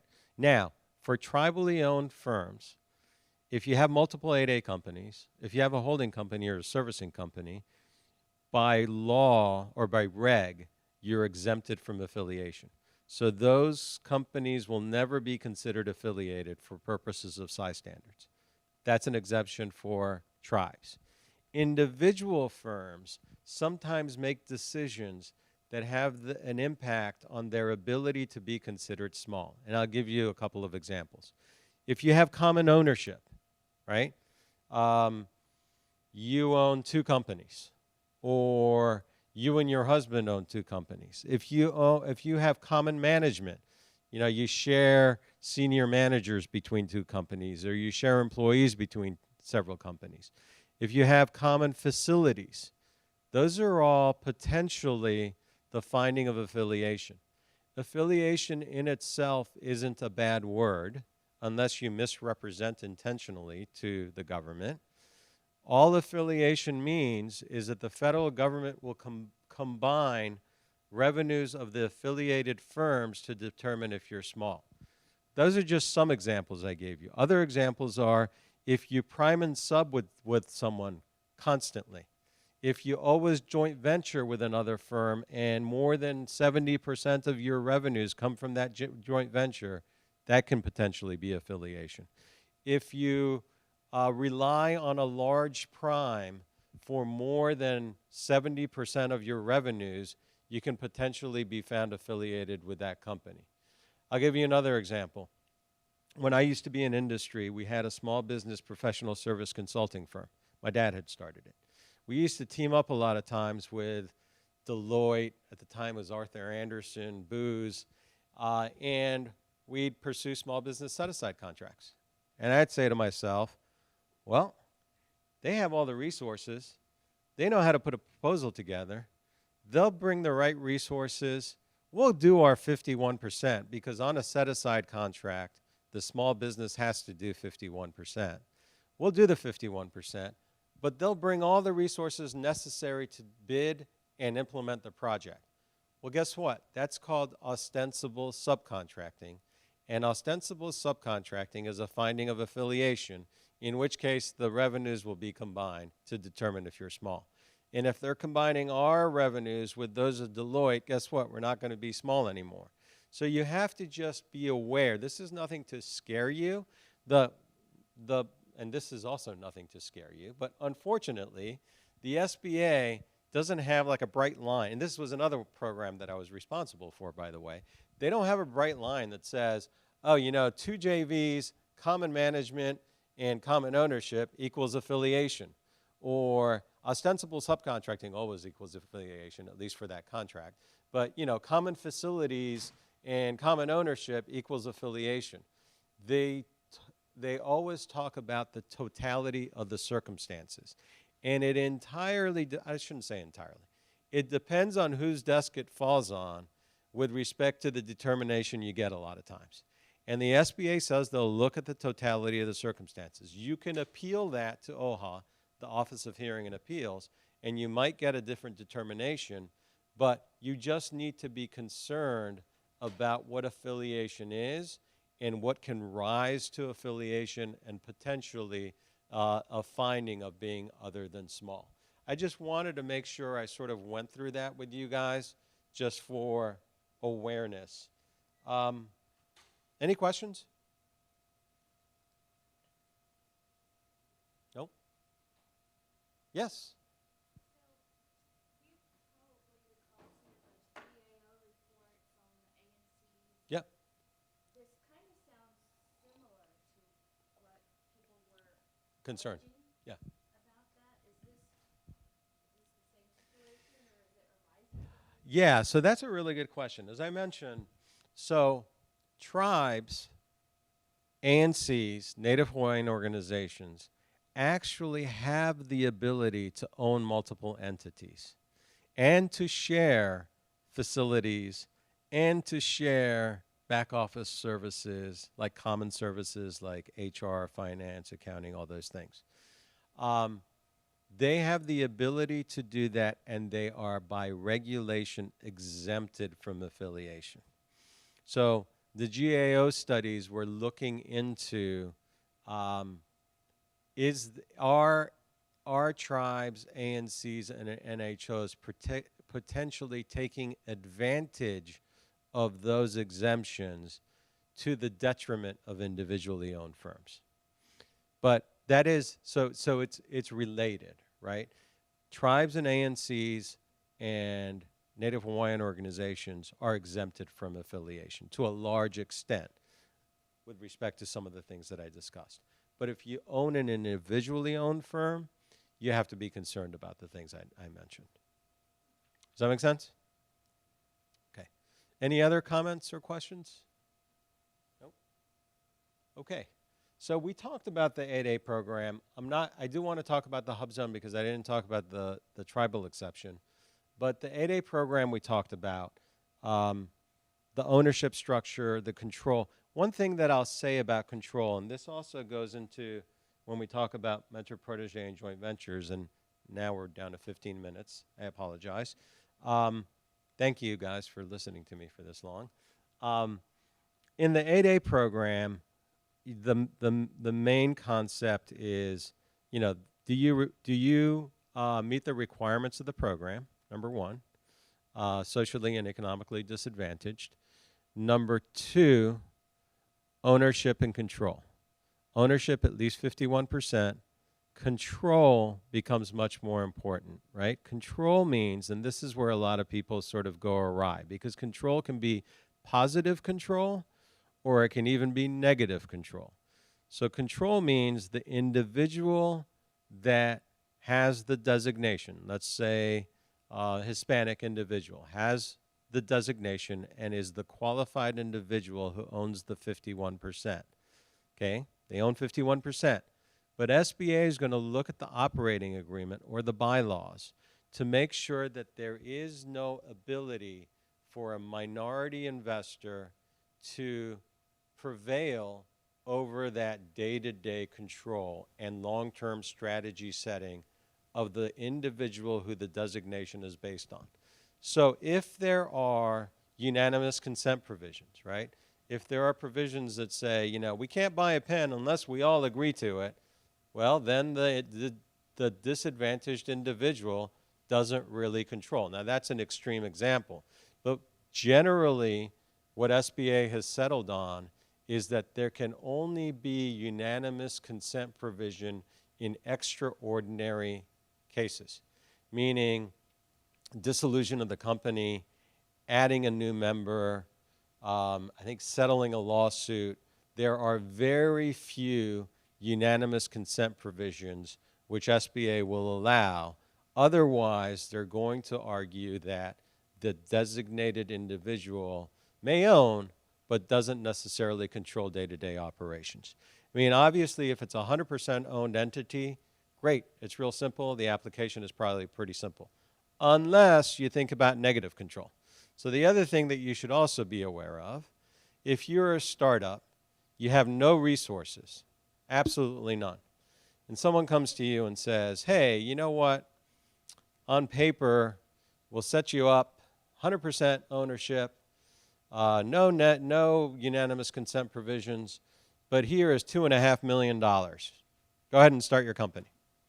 You'll owe it to me. That's negative control, because the SBA is going to view that as, wait a second, $2.5 million. Clearly, the individual who started the company with no assets in the company is going to be beholden to the individual that just gave him 2.5. That doesn't mean you can't have an arm's length loan with standard terms and conditions that's reasonable. Again, it's totality of the circumstances. But if the SBA views it as negative control, then that's an issue with respect to getting 8A certified. Anything else on the 8A program? Any questions or comments so far on the 8A program? No? I do want to say that once you're in the program, right, you continue having to meet the eligibility requirements, right? I mean, if you're in one of the presumed classes, that's not going to change. But you still have the income that can go up, right? No. Yes, it goes up. I'm sorry. It goes up from 350 to 750, right? Oh, 750 and 750? Okay, okay. And then the personal net worth is also 6, or did it go to 7? Okay. Okay. Yeah, so it stays. Okay, okay. But those continuing eligibility requirements continue as long as you're in the program. The other thing that I'll say is that there are also unique requirements with excessive withdrawals, right? So SBA's going to not want to see excessive withdrawals to the owner or, you know, officers, principals, et cetera, because it can potentially be detrimental to the company's growth over the 9 years. And so for those 9 years, that's monitored. Your business plan is monitored. Your growth plan is monitored. And the last thing that I'll say is it's a 9-year program, right? A lot of firms want to hurry up and get into the program because they qualify for the program today. But they might not be ready to benefit from the limited time in the program. It's a 9-year program. Now, tribally owned entities, okay, because you can go through that for first 8A, 9 years, second 8A, third 8A, et cetera. Individually owned, you only get one 8A. If you're not ready, if you don't have the right relationships, the right networks, the ability to really leverage that sole source authority, you're going to waste your first 2 or 3, 4 years developing those relationships. So a lot of times what we tell clients is get your foot in the door. Become a subcontractor, develop some relationship with the contracting activity, and then get 8A certified because you're there 9 years. And the other thing is there's a developmental stage and then there's a transitionary stage. You can get sole source during the developmental stage. You're going to be weaned off percentage more and more by the time you hit year 9 on the sole source in your transitionary stage. And so if you don't start hitting your stride until year 5 or 6, all of a sudden your percentage of sole source that you're able to get is already being reduced. You don't get the full benefit of being in the 8A program. Does that make sense? Okay. Any comments or questions? No? Real quick on the Hubzone program. And I'm just going to sort of mention the general requirement and then the tribal exception. And then I don't have the slides for the mentor protege, but I want to talk real quick about that. On the Hubzone program, there's 2 basic requirements, right? Principal office in a historically underutilized business zone. The SBA doesn't determine what those hub zones are. HUD, Housing and Urban Development, has some sort of mathematical formula, puts economic data, unemployment data, and has these maps. SBA's website with the maps has actually improved significantly. And by the way, the maps are locked down now, and they're not going to be opened up, I think, till next year and then every 5 years. So it used to be they'd change every 6 months. So, you know, you were in a hub zone, all of a sudden you were in a hub zone, and that created a lot of problems for the program. But now they're much more stable. So you put in your address for your principal office, and it says you're in a hub zone. So you meet the first requirement. And a principal address, by the way, isn't your headquarters. Your principal address is where most of your employees work. And job site employees are excluded. So if you have someone working at Aberdeen and Wright-Patterson Air Force Base, exclude all those. What remains, figure out who works, you know, where, and where you have the most number of employees, that's your principal office.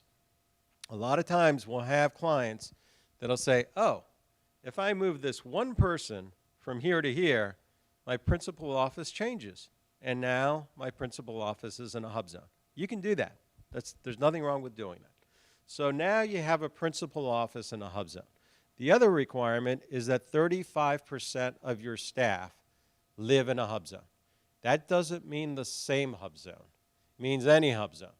So we have clients that'll hire interns in college towns, and that'll increase their number of employees, and they can meet the 35% requirement. The other neat thing is that the SBA considers an employee anybody who works 40 hours a month. Not a week, a month.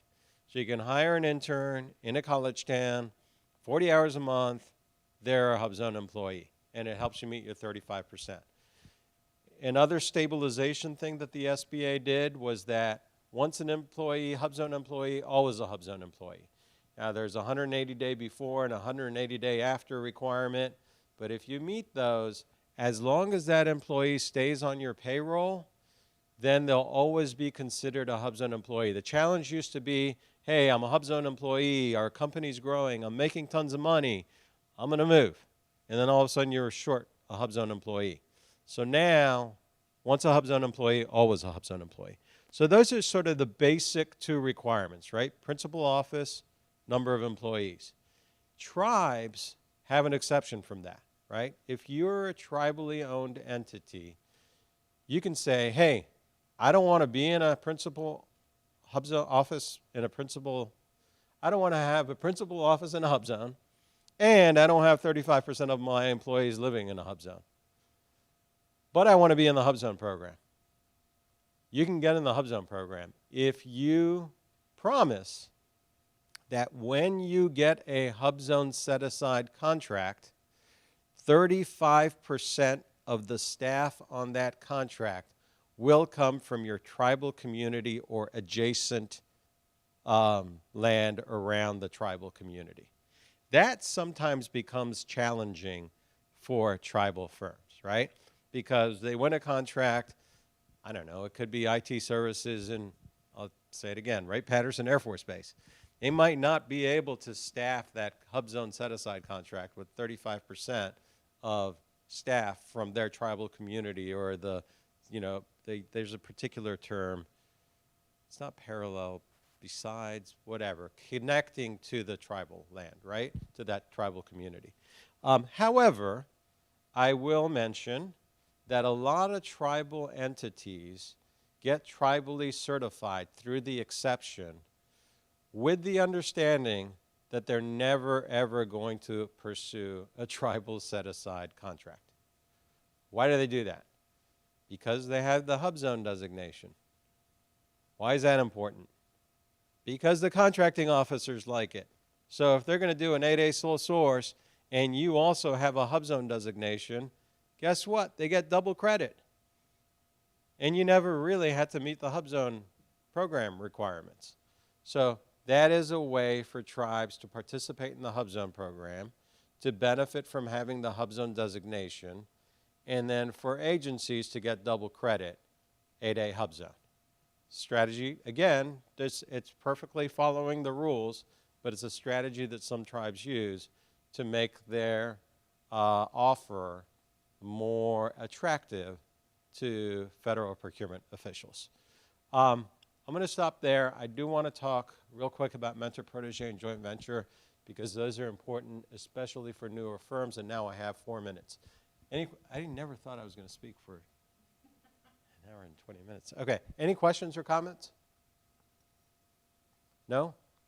So for newer firms, the mentor protege program, and there was a question earlier about it, used to only be for 8A companies, right? 8A companies, they were small, they were nascent. The idea was, hey, let's team them up with a large mentor. That mentor can have some benefits flowing to the protege. Like, what are you missing? There's 5 areas, internal controls, project management, business development, financial aid, or assistance, and then there's international trade or something like that. Do you have some sort of gaps that a mentor can help you with? So the intent of the program, in the 8A program, was that you'd get a mentor, you'd identify these gaps, and the mentor would provide that assistance. And the benefit to the mentor was you could create a joint venture. Now remember we talked about affiliation. If you had a joint venture between a small and a large, because it's a joint venture, that joint venture would automatically be considered affiliated in a large. But the SBA said, if you have a mentor-protege relationship or umbrella, we will exempt you from affiliation. So you can have, a tribal 8A be mentored by Lockheed Martin, right? You have a mentor-protege relationship. Now you can create a joint venture under that MPA. That joint venture has to be 51% owned by the tribal 8A. It also has to control it. So just like we talked about in the 8A program, ownership and control, that 51% owner of that joint venture, which is a tribal 8A, they have to control it, own and control. And then the 40% can be Lockheed Martin. Did I say Lockheed Martin originally? Lockheed Martin. Now you have a joint venture entity that is a tribal 8A. But by regulation, it inherits all the past performance quals and qualifications of both members. So you have a joint venture 8A tribal entity that is basically Lockheed Martin. And that entity can bid and be awarded 8A sole source, whatever that protege can be awarded and win. Now, if you go to the SBA and say, hey, I'm going to create a mentor protege and my only objective is to create joint ventures and go after set-aside contracts, they're not going to approve it. You have to demonstrate that there's benefits flowing from mentor to protege. You have to develop a plan for that to happen. That has to be approved. That's really the benefit to the protege. And by the way, as a protege, you only get 2 mentors in your entire lifetime. So you want to choose wisely. A mentor can have 1 but up to 3 at any given point, but they can roll through them. So what we tell our clients is choose wisely. Make sure you do a gap analysis. What's that mentor bringing? Do I really need it, right? Do I need internal controls? Do I need proposal prep help? Do I need project implementation help? Am I missing bonding capacity? They can even buy up to 40% of your equity without any finding of affiliation. So what are the things that I need from that mentor? And then, of course, we'll do joint ventures because that's going to create my project performance experience and generate revenues. And the benefit to the mentor is, before this, they couldn't bid on an 8A sole source. I mean, they can be awarded an 8A sole source, much less a tribal 8A sole source, which is unlimited. But because of the MPA, they created the joint venture. The joint venture can be awarded an unlimited tribal sole source. And guess what? The mentor can do up to 60% of that work. That's the benefit to the mentor. And it used to only be in the 8A program, but it was expanded to all small businesses. So just regular small businesses can get a mentor and do the MPA JV. Hubzone, women-owned, service-disabled, all of those. It was expanded to all those programs. And given today's environment with larger and more complex contracts, the MPA program is really a good program if it's structured correctly and you really structure it to get benefits from your mentor, it's a good program to help you get traction in the federal marketplace. The trick is finding the right mentor that's not looking to take advantage of you, that matches your culture, and that you can work closely together as you grow. And like I said, they can even take 40% of equity, although we don't necessarily recommend that, because you really, really have to be careful how you structure, because you have to structure coming in, and you have to agree on what it's going to look like going out ahead of time. Because if that joint venture doesn't do well, or opposite, it does great, and that small business does awesome, all of a sudden the mentor owns 40%. Now you're going to start having to negotiate on what you have to buy your 40% back at. And at that point, they're going to want a lot. So you want to have a formula of this is what the end looks like. So going in and going out is really key if you're going to do any sort of equity investment from a mentor. I'm going to stop there, Aaron. I think I went past my time. I didn't think I was going to talk that much. I appreciate you guys being patient. Thank you, guys. Next, we have our Procurement Technical Assistance Center. We have two ladies with us. We have our local representative for the area would be Lemora? Oh, I'm sorry. Lenora Leisure. She's with the county procurement technical assistance. And just a little bit on Lenora, she has been assisting businesses with government contracting for 14 years, originally joining the Cattaraugus County, thank you, PTAC, in 2008 after 13 years in her family's manufacturing business and 2 years as a business counselor for the Cattaraugus County business. Okay. For the county's business development corporation. Lenora has recently returned to the county PTAC after working almost 8 years as a program manager of the Jari PTAC, located in Johnsontown, Pennsylvania. In addition to her duties with the PTAC, Lenora has served in many volunteer roles over the years. While in Johnsontown, Pennsylvania, she was an active member of the Greater Johnsontown National Contract Management Association, serving as president as well as membership communication chair of the chapter during her time there. Also, an active association Procurement Technical Assistance Center member, Lenora has participated in both the education and communication committees. In July of 2017, was asked to be the education committee chair. Currently, Lenora serves as the ABTAC vice president. Lenora has a Master of Business Administration with a concentration in acquisition and contact management from Bellevue University.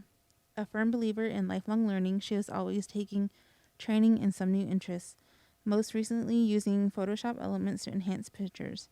When not working, volunteering, or learning, Lenora can be found relaxing at home with her husband of 29 years, Jack, and their 13-year-old border terrier, Emmett. And here is Lenora. Sure it works here. Yes. All right. So she already introduced me. Thank you very much. I'm going to basically go through the basics of PTAC, and then I'm going to turn it over to Crystal. The PTAP, Procurement Technical Assistance Program, was authorized by Congress in 1985, basically in an effort to expand the number of businesses capable of participating in the government marketplace. And right now, it's currently being administered by the Department of Defense, and they have it with DLA, but it's actually in transition and moving. The program provides matching funds through cooperative agreement grants with state, local governments, whomever, nonprofit university or organizations. Am I not talking loud enough? I thought I was screaming. All right, I'm going to try this. Is that, doesn't want to stay up. All right. Is that better? I guess you need to hear it better than anybody else. Now I feel like, I can hide behind the mic. How's that? All right. So, anyways, so they have co-sponsors essentially, and through that, PTAX came into existence. There's currently 94, I believe, of us. We just had one shut down. But basically, with over 300 local offices, and we form a nationwide network of dedicated procurement professionals working to help local businesses in competing successfully for government contracts. PTAX, you can think of us as the bridge between buyer and supplier, bringing to bear our knowledge with both government contracting and capabilities of contractors to maximize fast, reliable service to our government with better quality at lower cost. So we come in many shapes and sizes as PTAX, and that's meaning from who our host is, from state governments, and mine's a county government, nonprofit organizations, you name it, universities. And then we also come in other shapes and sizes in regards to our service area. I'm a regional program. We'll talk about that on the next slide. There's statewide programs. And then, of course, the Bureau of Indian Affairs has the Native American-owned business PTAX that Crystal's actually going to go into more detail for you. And just as a tidbit of information, the Cattaraugus County PTAC was actually established in 1987, so we're celebrating 35 years this year, which I did the math real quick and I was kind of shocked. I didn't realize we were at 35. So I talked about service areas and us being regional. This is the New York State PTAX. The blue shaded areas are the counties that I cover. And I've only been back at Cat County for 3-4 months now. I don't have all our counties memorized. We did not have this many when I was here before, when I left in 2014. So basically Niagara, Erie, and then down along the border with Pennsylvania. If you don't fall into any of these, or you're not in my service area, we can get you connected with the correct PTAC program to help you. So you might be wondering what on earth it is that we do. Basically, if it has anything to do with government contracting, we do it. So that's anything from presenting, like we are right now, to one-on-one counseling. So if you're needing to get help registering in SAM, or what the heck is SAM, we can help with those things. If you have an opportunity that you're wanting to look at a little further, we can help with that. We can help you with any of the, as we've been talking about today, certifications, any of the various small business certifications we can help with. And we do this through, like I said, one-on-one counseling. We can do group counseling. We can do trainings, webinars, whatever you need. I find most of my counseling nowadays is actually via Zoom. Thank you, COVID. But in some ways, we actually find that helpful. I don't know about Crystal, but I do, because I can actually see your screen as you're going through and doing a registration. And we'll do that. We'll walk you through a registration, whatever you're needing help with. And then another piece of the pie that we work on is actually most of our programs have free bid matching service. And what that means is you create a profile that matches your business, and we have a service. We have different types of them, so different PTACs have different ones. But basically, it'll go out and it'll check the internet and come back with an email and tell you, here is what matches your profile. Here's what you might be interested in, which is a very nice feature. I thought somebody started talking. And of course, networking opportunities. We hold a lot of events. Mostly this was pre-COVID, but where we have opportunity for you to get together with other businesses and chat. Talk about possible opportunities. You might be waiting to meet to talk to a government agency or a prime contractor, and you can get that opportunity to network, possibly have joint ventures, any of those types of things. And in the interest of keeping it short, I'm going to move on to the next slide. So there's a lot of things as to why you might want to do business with the government. Most of these are kind of federal government related, but the same would be true with state and local as well. So let's go back to the federal government. U.S. government is one of the largest purchasers in the world. They are usually reliable and continuous source of business. We talked about earlier about how they may sometimes be a little slow in paying, but you usually get paid. You just got to follow their rules to do so. There's public law, federal acquisition regulations. There are supplements for other agencies in the federal government, even state and local. It levels the playing field, so you know the rules going in, which is very helpful. And additionally, they do have flexible contracting arrangements. So if you need to do progress payments, those type of thing, usually you can work something out. And they're going to reward those good performers. We talked about when you have a contract and it's all going well and the government's risk averse, they're going to stick with you. So how do you know if you're ready? I got a few questions that you can ask yourself to know if you're ready. Do you know your North American Industry Classification System code, or that Nix code that we were talking about earlier? Some people say NIAX. I say Nix. You said Nix. You say Nix. It's weird when I hear NIAX. It doesn't make sense to me. What about the size standard related to that code and each of the codes that you use? Do you know what that size standard is? If not, you need to find that out. What about federal supply codes and product service codes, or on the state and local level, what is that UNSC something codes? Do you know those? Do you have all your business documentation? We've been talking about documentation a lot with certifications today. So, and anybody that's been on SAM lately knows the requirements for that, of making sure that you have your corporation documents or whatever documents that prove you're a business. Do you have your EIN if you need it? Those types of things. What about a business plan and marketing plan? Now, we at the PTAC don't delve too much into a business plan, but it is something that you do need to have, and you do need to have something in place. And I'd go so far as to say make sure government contracting is part of your marketing plan. That'd be helpful.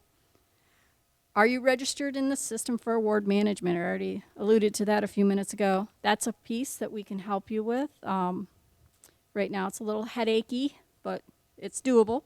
We'll get you through it. And do you have a quality dynamic small business search profile, or DSBS? Heard you talk about that. That is actually an SBA profile is another way you'll hear it, or SBA supplemental pages. Those are all good things. Think of that as an online resume for your business. So very important things. These are in somewhat of a particular order, but you can really attack it in any way that you need to. But these are just some good things to expect when you're getting into government contracting. Most of this, again, is based on federal level. So we already talked about NAICS codes. You need to know how the government organizes what you sell or do, depending on whether it's a product or service. You need to make sure that you're registered on the required sites, such as SAM. If it's New York State, you got to be registered to be a vendor in New York State. Think about, just realized this, identify your target marquee. That should be market. Sorry, typo on my part. So who's going to be buying what you sell? There's a lot of different resources and way to do that. We heard Ryan earlier talk about New York State's open book. We have usaspending.gov and FPDS. We got lots of resources to determine who would buy based on past purchases. And then what are they going to be purchasing? So beyond just what they have bought, but what about forecast?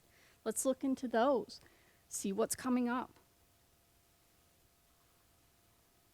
What about bid boards? Those opportunities. SAM used to be, for those of us that have been around just a little bit, used to be Fed Biz Ops. Now it's on SAM. New York State Contract Reporter, those are good sources. And what about the rules? I did talk about that a few minutes or minute or so ago about the federal acquisition regulations and those types of things. Make sure you know the rules going in so that you don't get yourself caught up in something that can end up hurting you in the long run. Maybe you want to look into some of the multiple award purchasing. GSA is one of them. Various state and local governments have other opportunities like that that are similar. And I can't not include this one. Make sure you access your additional resources that are out there. Groups like ours that can help you navigate through all of this.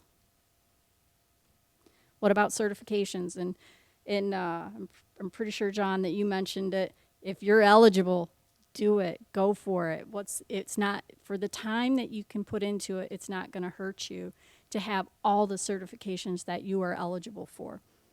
And I just had that conversation like a week ago with one of my clients. They're like, well, should I? Like, you got the time? Yeah. It's not going to hurt you. Subcontracting, that's a big one. It's often an easy way to get your foot in the door with government contracting, starting to build some of your history so that you can say, hey, look, I've worked on government contracts. I wasn't the prime, but I've done some of the work. And so that's very helpful. And I think I went out of order a little bit, but marketing. Don't figure I got registered in SAM, so I got my online resume out there on DSBS, and they're going to start knocking on my door. Probably not going to happen that way. So you need to be out and actively marketing yourself. And how do you do that? Reply to sources sought, which is a huge one. You think it's not worth your time, but you really, really should do that. Also attend events where we often call them matchmakers, where you can sit down 5-10 minutes in front of a buyer and have a conversation with them. You would be shocked. You might not walk away that day with a contract, but it is definitely worth your time. And again, I just want to reiterate, you're not doing this alone. We're here to help. Just a quick note on small business certifications. You've been hearing a lot about them today, so I won't spend a lot of time. But just think of it this way. You're decreasing the competition pool, which increases your chances for success of being awarded a government contract. So again, back to if you're eligible, take that opportunity. And of course, we always got to go a little bit into marketing. Whenever you have a PTAC do a quick intro, you're going to hear the 3 marketing pieces that you should always have in place. And that's the elevator pitch, your 1-page capability statement, and of course your full-on presentation about your organization, your products, your service, whatever it is that you do. We can help you with all of them. I do want to list off just a few email tips because we use email so readily nowadays. Make sure you're sending it to the right person and not too often. Make sure it does not look like spam. I don't know how else to say that because it'll get kicked out. Certain things in your email or the body of your email or in your subject line could actually automatically kick it out before it even gets to anybody. Be brief. A lot of times you might just want to include your 1-page capability statement, or if you've developed a relationship with them, maybe you can get them to join your newsletter or something like that. Be careful on graphics. Don't have too much. Doesn't mean none, but don't have too much. Find ways to stand out from the crowd. And we used to have this conversation when I was at the Cat County PTAC before I left, and pre-COVID, we would have the SBA matchmaker here, or I think I'm in Buffalo, in Buffalo every May. And one of the things that we would do beforehand is tell them how to prepare. And we would talk about, do you wear like a certain colored tie that kind of makes you stand out, or a funky tie if you're a guy, or some sort of hair thing for women, or something that's just a little bit, it's not too much over the edge, but just makes you stand out a little bit. Always think about, how can I stand out a little bit? When you're talking to anybody at a matchmaker, or any time that you get that opportunity that you're talking to a buyer, and this is a contracting officer, program manager, SBLO from a prime, any of those people, always be talking to them how you can help them solve a problem. So if you can be a problem solver for them, you're going to be grade A in their books. So think about what problems you've helped solve for your past customers and how you can use that to show that you are a problem solver. And with attachments, be careful about what you send.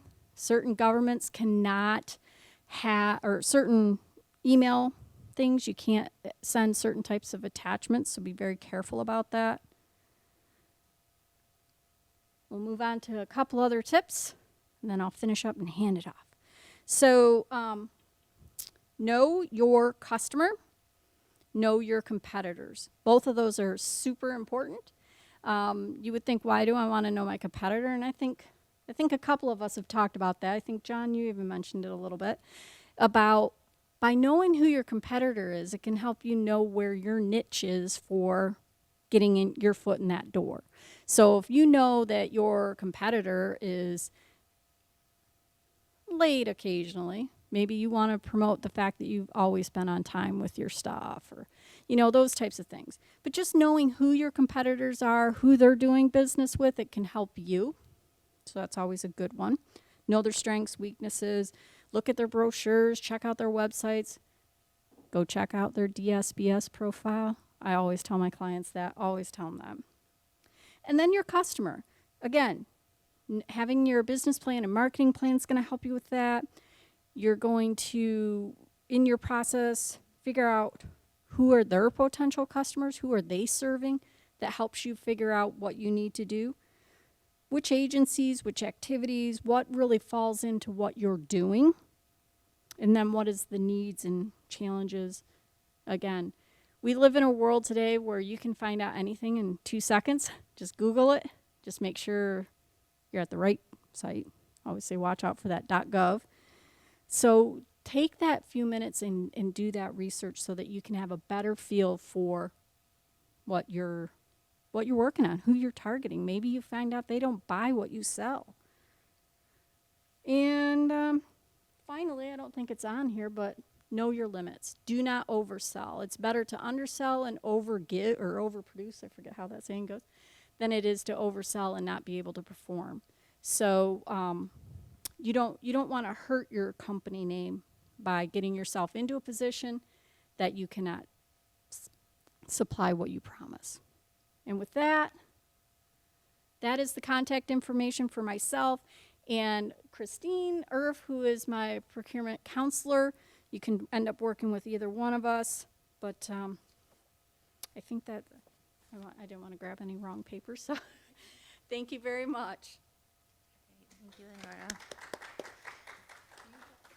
Next, we have our National Center PTAC representative, and we have Crystal Pierce, procurement specialist, and just a little bit. Do you want me to go through the whole thing? Okay. All right, we have Crystal Pierce. Thank you, Crystal. Oh, I'm a little shorter. Yes. Where's my? I need. Yeah.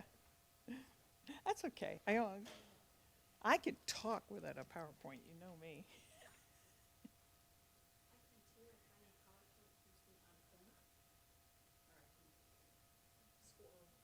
I sent that to you this morning. Yep, that's me. I'm a senior procurement specialist with the National Center American Indian PTAC, and we're one of 6 PTACs who specialize in the Native American community. We serve American Indians, Alaska Natives, and Native Hawaiians. And like any PTAC, we provide counseling, trainings. Most of our time is spent one-on-one counseling with our clients. We work, it's your business, it's your government contracting plan. You drive what we offer. Because in the end, it's your business, it's your government contracting. Again, we serve just Native Americans. The business has to be 51% owned by Native American. And it has to be a for-profit company. Also, what people don't realize is 90% of American Indian businesses are not on reservation. They're in every state. They are in every city in the United States. And so you don't look for, we're not all on the reservations, although the reservations are, obviously, we serve the reservations too. The National Center has, the way the Native American PTAX is organized is by BIA regions. It has nothing to do, there's nothing between, there's no relationship between the Defense Department's PTAC program and the BIA. Obviously, the BIA is a customer for a lot of our clients, but they took a pre-existing organization format, which was our BIA regions, and the National Center serves 3: Eastern region, Southwest, which is Colorado, New Mexico, and a little piece of Texas, and also the Navajo Nation. The other 5 Native American PTACs serve the other Bureau of Indian Affairs regions. At present, Hawaii and Alaska don't have a Native American PTAC. If they wish to work with a Native American PTAC, they contact the Procurement Technical Assistance Program Office at the Defense Logistic Agency, and they will be assigned to one of us.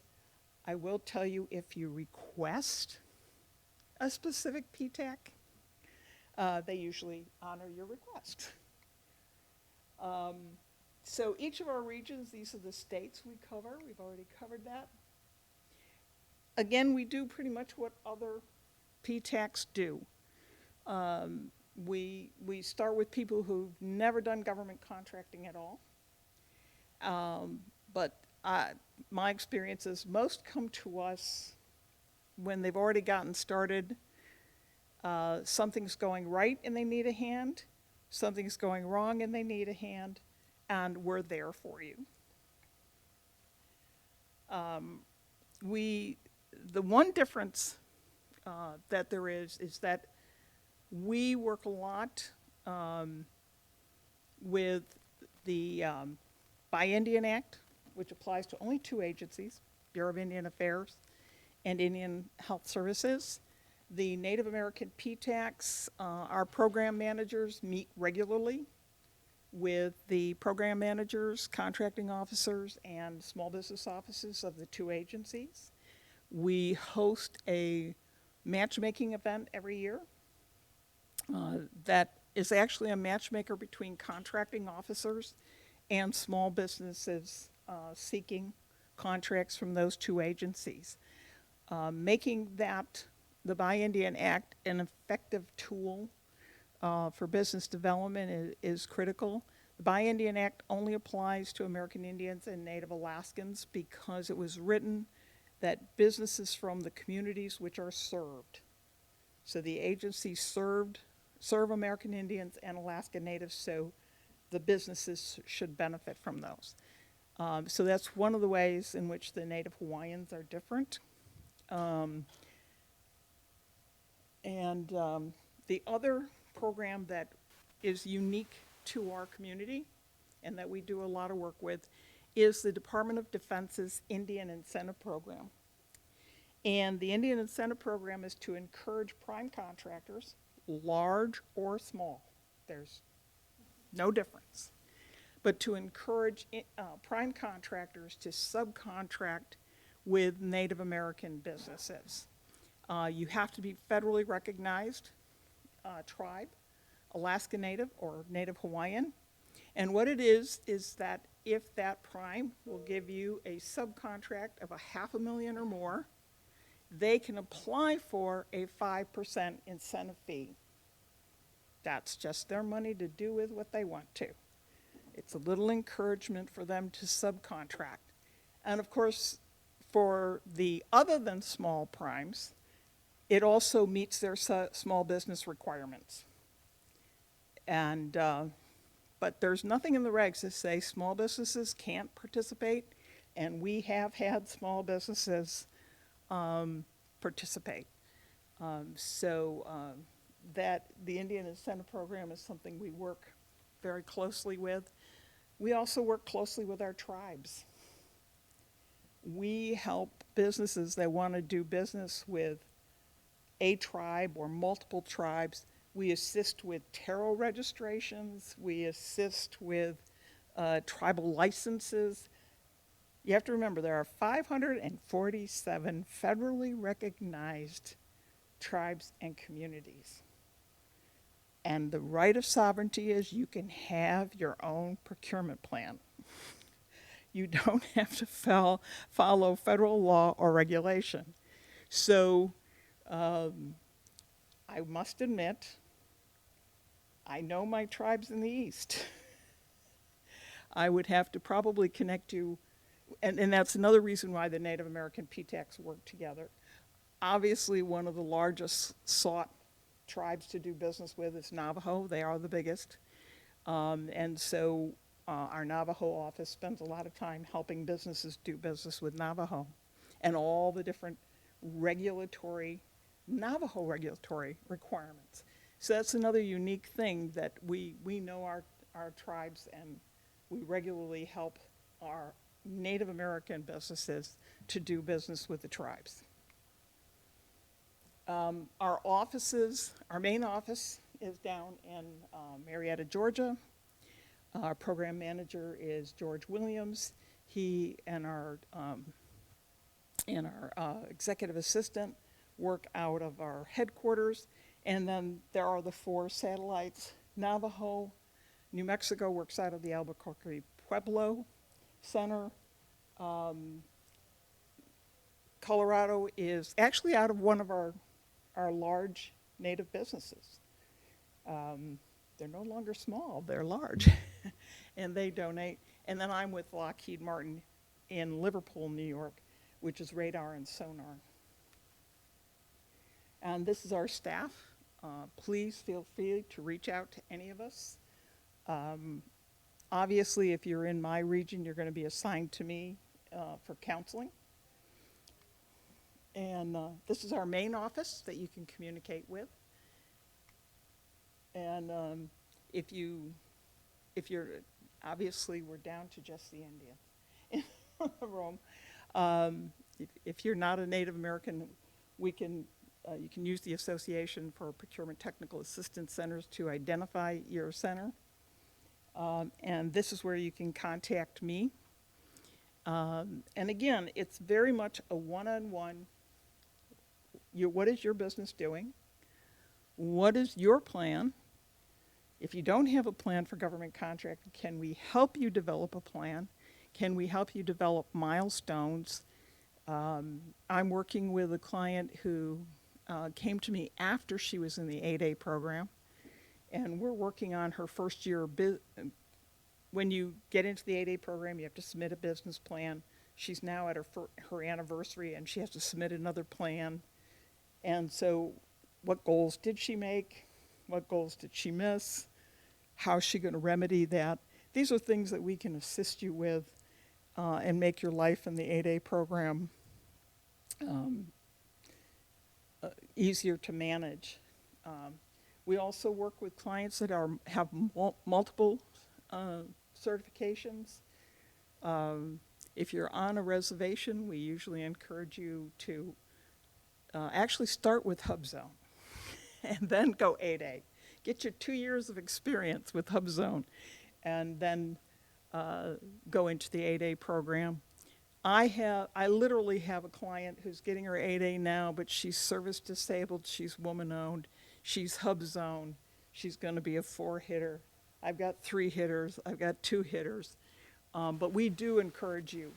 Now, all of those certifications have to be managed, so if you're really small, then maybe your plan needs to be meet what you and your staff can handle in the way of managing your certifications.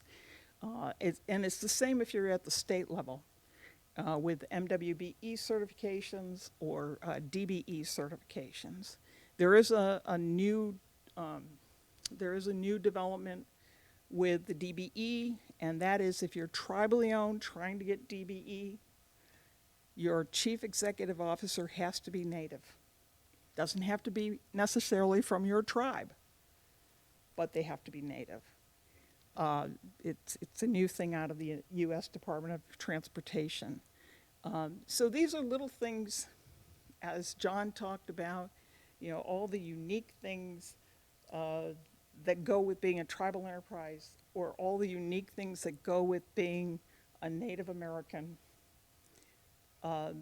That's why the Native American PTACs exist, to help you navigate the waters and this unique relationship. We're the only community that has a government-to-government relationship, which impacts us even if we're an individual business owner. We are the only ones. And so please, I encourage you to, you know, reach out. I'll be happy to talk government contracting with anybody.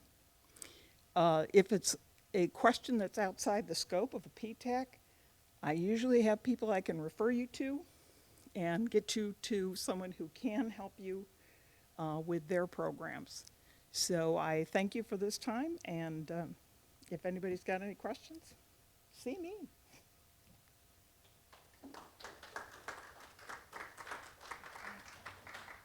Thank you, Crystal. Thank you, ladies. Next, we have doing business with Canada, and we have our U.S. Commercial Services. Can you pull up the PowerPoint? Okay. And while we're pulling up that PowerPoint, we'll just go over Rosanna. How do you say your last name? Masucci. We'll go over her bio. She's the director of the U.S. Department of Commerce, U.S. Commercial Services in Buffalo, New York. Rosanna has been with the U.S. DOC office in Buffalo since 1998. During that time, she has worked with exporting companies in Central New York, the Finger Lakes regions, and the Western New York State. Rosanna has been the director of Commercial Service Office in Buffalo since 2012 and is the main U.S. DOC contact for companies in the 8 counties of Western New York. In addition to speaking on the services of the U.S. Department of Commerce at seminars throughout upstate New York, she has also coordinated numerous export seminars in rural areas of upstate. She is currently an advisory board member for the Buffalo World Trade Association and has been the program committee chair for the BWTA for 5 years. She is also an advisory board member of the World Trade Center Buffalo Niagara. I think I sent you the long version. Oh, okay. Probably should have said the short one. I'll wrap it up. And works on programming committee for the organization as well. And she has also received her Certified Global Business Professional Accreditation from NCAIED. That's cool. Thank Awesome. you. So I'll let you have it. Thank you so much. And thank you to the group for asking me to come and present about the Department of Commerce and the services that we offer to small and medium-sized businesses throughout the United States. It's kind of a weird place to stand here because this thing is right in my face. But anyway, here's the advancer, right? Okay, great. So a lot of times when I'm talking to companies, I like to just get into what we do at the Department of Commerce and how we help companies. But I realize that sometimes there's a little bit of work to do beforehand to convince companies that it's important for them to export their products. So we have some information about why it would be important for you to export, including, you know, the large demand for U.S. products and services throughout the world. We have a great reputation for quality products and for high technology. So it definitely means that our U.S.-made products are in high demand. It's a great way for companies to diversify their market base. So when your market share goes down in the United States, you have other countries that you're selling to that can help even out, you know, the roller coaster that companies usually go through when they sell products. And it's also a great way to find customers and increase sales. 96% of the world's population is outside of the United States. So if you're only selling to the U.S., you're missing out on a huge population of people that could be utilizing your products. But that's not to say that there aren't certain things that you have to have ready in your company in order to be able to export, including the support from key management. So if you're a lone wolf that just, you know, is interested in doing something internationally, but your president of the company or the president of sales or VP of sales is not interested in selling internationally, it's going to be really hard for you to gain any type of traction. So it's important to make sure that it's a top-down approach, that you will be able to have the budget that you need in order to attend trade shows internationally, to maybe upgrade your website to include some foreign language capability so that you can really do your best to try to find new markets and new customers. The other thing that companies need to worry about is whether or not they have the production capacity. So hopefully, as you find new customers and gain entry into new markets, you will have to make more products. That's the point, right? You make more products, you make more money. It's great for everybody. But you need to make sure that you have the production capacity before you start selling or trying to sell to new customers, as well as the financial capacity to pay, again, have a budget so that if you're going to be going to a trade show overseas, you have the money to, have a nice booth and be able to participate fully in the show. And do you have any personnel that you can be taking advantage of in your company who has some capabilities, maybe language capabilities that you didn't know about, or maybe has some international experience or exposure that you can take advantage of too? The other thing that companies need to think about is whether or not their products are ready for export. So if there are any alterations that need to be made in their products, for instance, the voltage requirements are different in different countries. So if you have a product that needs to be plugged in, it's not only the shape of the outlet that you need to be worried about, but also the voltage requirements for your product. So those are things that you have to look at. If there are any certifications or registrations, if you have a product that, say, for instance, in the US has to be UL listed, or if you need FDA approval before you can sell your product, most likely there is a foreign government equivalent certification that you would need to get. So knowing about that and going through that process or finding a partner that can help you go through that process is important as well before you start accessing a particular market. And then the United States, the U.S. government does have export licensing requirements for certain products that are leaving the U.S. So for instance, if you have a product that's considered to have dual use, you only sell it for the commercial application, but there might be a military application as well, then that is something that could possibly be licensed. And then, of course, whatever the import requirement is for the destination country that you're selling to. Understanding that and working with a partner that can help you fulfill those requirements are important as well. So that's where the Department of Commerce comes in. So I'm telling you all of this stuff that you have to do, and you're like, oh my God, foreign requirements, it's hard enough to get certified in the US to be able to sell product. But we are there as a resource for US companies. So not only am I located here in Buffalo, New York, in the Western New York region, and I cover the 8 counties of Western New York. We have offices all over the United States helping their local communities in order to get the information that they need so that they can successfully sell internationally. And I use my colleagues that are located all over the world in the U.S. embassies and consulates. So this is just a little example. So at the U.S. Embassy or Consulate, there is, the State Department runs the show, basically. But there is a specific section called the Commercial section that is part of the Department of Commerce. And our focus is specifically to help U.S. businesses in that particular country. So these are your taxpayer dollars at work to help companies be able to get the information about the import requirements. My job is to help you figure out whether or not you have to comply with you do have to comply with U.S. export requirements, but whether or not you would need a license or how to go through the process to figure out if you would need a license or not. And my job is also to sit down and talk to you about where is the best place for you to go for your product. A lot of companies start out in Canada. It is our largest trading partner, and it's very close. The culture is very similar. So a lot of U.S. companies find it very easy to sell into the Canadian market.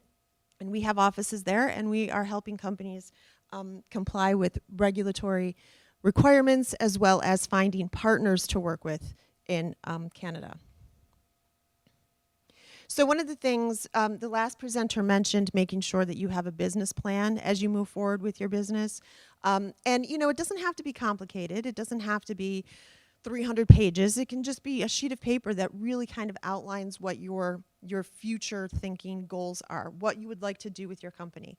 You should also have a similar type plan for your export goals. So when it comes to developing an export plan, basically the purpose is to gather information, market research, things like that, facts, and discover what the possible challenges could be. A lot of which are what I just mentioned in terms of regulatory requirements and things like that. So as you're putting together the plan, you can see where regulations are more strenuous, where it's not as transparent on how to get clearance to get a product into a country, and those are actually countries that you can avoid. And then you can focus your efforts, in particular for your product, on the countries where you have a good potential to sell your product. So it also is a good way to determine how you should move forward, taking into account all of the information that you should include. And I've added here, again, support from upper management, making sure that you're getting input on the plan from all the employees that are involved, from the engineers who are developing the products, to the operations people or production people that are putting the product together, to the salespeople, making sure that everybody's on board with what the process is going to be, and everyone has a step that they can follow in the process. And then when you develop your plan, you want to start simple and then add details as you go along. And then, of course, it should be a dynamic plan, and you should make modifications as needed as your company changes, as world conditions change, as political environments change, and opportunities come up and opportunities go away. So the sample outline for a plan, this is sort of what it should look like, what it should include as you put it together.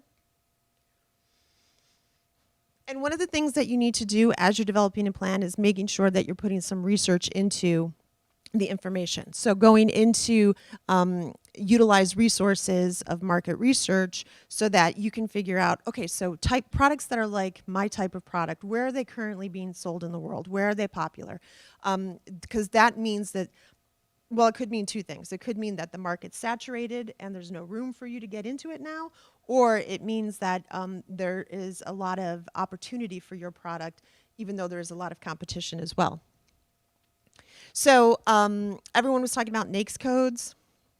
We actually go by something called the harmonized code, which is also known as a Schedule B number. That's the way that we find and keep track of export statistics for products that are leaving the United States and going into foreign destinations. So we utilize the Schedule B or the harmonized tariff number in order to be able to do that. And again, it will help you focus on the countries that have the best potential, or the top 5 countries that have the best potential for your product. We also have on our website at trade.gov free country and industry information. So all of my colleagues that are working in the international offices and the U.S. embassies and consulates, they cover a particular industry sector. And part of what they do, in addition to helping U.S. companies find partners to work with, trade events to participate in, finding trade leads and things like that, are also to author some of these market research reports that we provide for free on our website at trade.gov. There are also analytical tools that you could use. If you have a website, and most companies do already have websites, you can use an analytical tool. Google has a free one where you can see where are people, from what part of the world are they accessing your website to find out information about your products. And that's a great way for you to see, oh, I didn't even realize it, but a lot of German people are coming to my website to look at this particular product that I offer, and then that can help open up ideas for where you should be selling your products. There are also other tools, other resources like the CIA World Factbook, which has a lot of demographic information. So it shows, male to female ratio, how many young children there are, how many old people there are. So if you have products that are designed for a certain demographic, it's great to know what the demographic is of countries that you'd like to go into, so that you know if you have a potential market there or not. And then, of course, your experience and knowledge of the industry, if you've been selling your products for a number of years, then obviously you know where there's potential to sell and who the potential market is for your product. And talk to the customers that you already have and find out from them, I showed this to a customer that I have in this country and they were very interested in it, and that's a great way to make a connection too. This is just another area with the market research resources that I was talking about. the trade.gov website, which is our government website that has information on market research information, including country commercial guides and industry reports and best markets for particular industries. If you have an agricultural-based product, my friends and colleagues at the Foreign Ag Service have similar type services that the Department of Commerce offers specifically for agricultural products, including processed foods and things like that. There are different ways that you can sell internationally. It's not just a matter of you find a customer in another country and you sell your product to them. There are indirect ways to export. That is where you sell to a domestic customer who then incorporates your product into their finished good, and then they sell their product internationally. And that might be a better way for you to go. If you don't have the resources to sell directly to an international customer, then maybe you want to take a look at people that are selling complementary type products, find out from them if they're selling internationally, and see how you can work with them to include your goods in whatever they're selling. You really have to find what the best approach is going to be for your company based on your size, what your risk tolerance is, the experience and availability of any resources in your company, as well as what your products actually are. So this is just goes a little further into the indirect versus direct exporting route. I'm going to get us back on schedule is what I'm going to do. I'm going to fly right through this whole thing. If you do have a website, you just want to make sure that if you have people from foreign markets who are sending you legitimate inquiries, that you have a standardized way that you're approaching responding back to people. And one of the best things that you can do to find out if it's a scam right off the top is to have a template response back that asks for specific information that someone who is not a legitimate business probably wouldn't have, including resources for other companies that they're doing business with in the United States or even in other countries. You want to make sure that there's one point person on your team. And a lot of times when I'm working with a smaller, medium-sized company, that one point person is actually the one point person that actually like packages up the product and sends the product out, because there's only 2 people in the company. But you just want to make sure that you have somebody either in sales or customer service who's the point person that collects all of your international inquiries. You want to make sure that you have an established process for verifying the legitimacy. That should be as easy as possible and as easy as, sending a template out immediately when somebody sends you something, because you don't want to have any sort of dialogue or waste your time with someone who is a scam. And that happens in the US and it happens all over the world. So having that process really keeps you focused on what you should be doing and not running around to try to find an opportunity that's not even there. Okay, you want to make sure that you're keeping records. And again, I wouldn't be a government employee if I didn't tell you that you had to comply with U.S. export regulations as well. You also want to make sure, if you're selling internationally, that you have a way to support after-sales service, which would include, returns or repairs for any products that you might have. And it might not be the same that you have for your domestic customers. So it might be something different where you work with the partner in country that can handle service on a particular product, because it's going to be very expensive if you have to fly over and fix something every time something goes wrong with the product. So having those types of partnerships and having a local partner that can provide some of that is really helpful. And like I said, if you have a website, you already have international exposure. It's the World Wide Web. So there are people that are finding you, whether you like it or not, or whether they like it or not, all over the world. So you want to make sure that if you do have, and you would like to pursue international markets, that you are looking at your search engine optimization, that you have keywords that fit into the markets, the language of the market that you would like to sell to. So if you're not targeting the Russian market, which you shouldn't be right now, at least, make sure don't do things to your website to optimize them.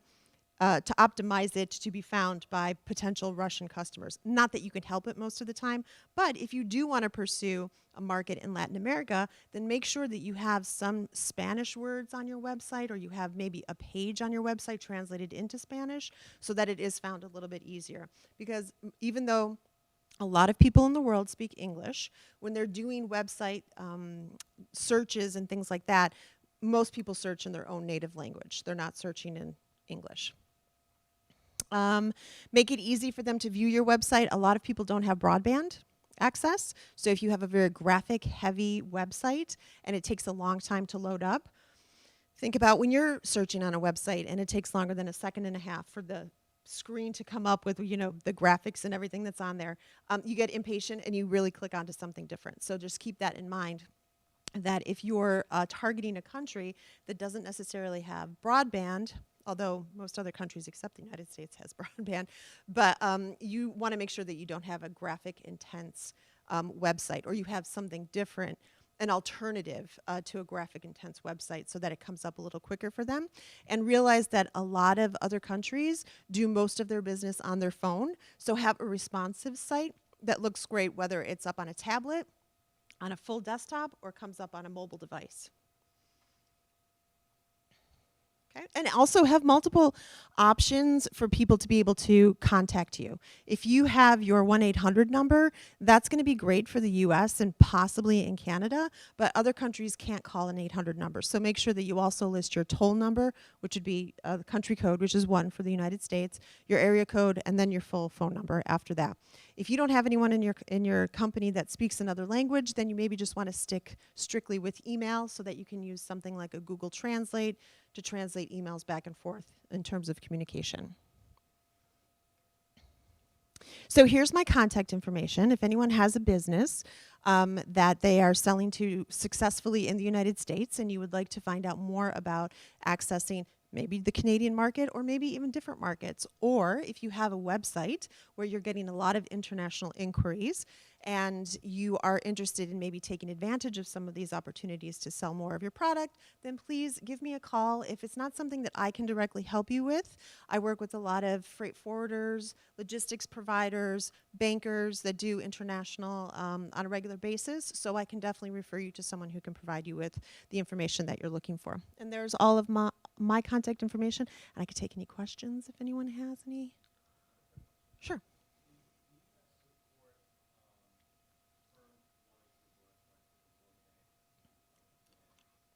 Yes. So we have liaisons to the World Bank and all the development banks throughout the world. The projects are, if you are not an experienced exporter, it's very difficult to get access to the projects. Being the prime contractor on a project is, unless you're a very large company like a Lockheed or a Moog or something like that, it's very difficult to be the primary contractor. But there are ways, if you're already supplying to companies that are fulfilling World Bank or any development bank projects that are taking place, there's a lot of paperwork that has to be done, and it's not the most intuitive process. So we do have liaisons that would work specifically with a company if they did have an interest in bidding on a tender or an infrastructure project or something like that. Yes. Sure. So if you have a customer, so this is I have little kids, so I always incorporate stupid jokes and potty humor into everything that I do. So say, for instance, you sell toilet paper, and you're like, well, I don't know, they make toilet paper all over the world. It might not, but my toilet paper is really great.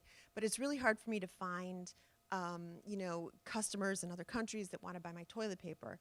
So indirectly, you can, or directly, you can work with a toilet manufacturer, who in turn, they sell their toilets all over the world, and you can partner with them to sell your toilet paper with their toilets. So you don't have to necessarily worry about the paperwork that goes along with having to sell your product or ship your product into another country. The toilet manufacturer is doing all of that, but you're still exporting your product because indirectly, because they're taking care of all of the logistics and financing and finding the customers and marketing and all of that stuff, and your product is just basically going along for the ride.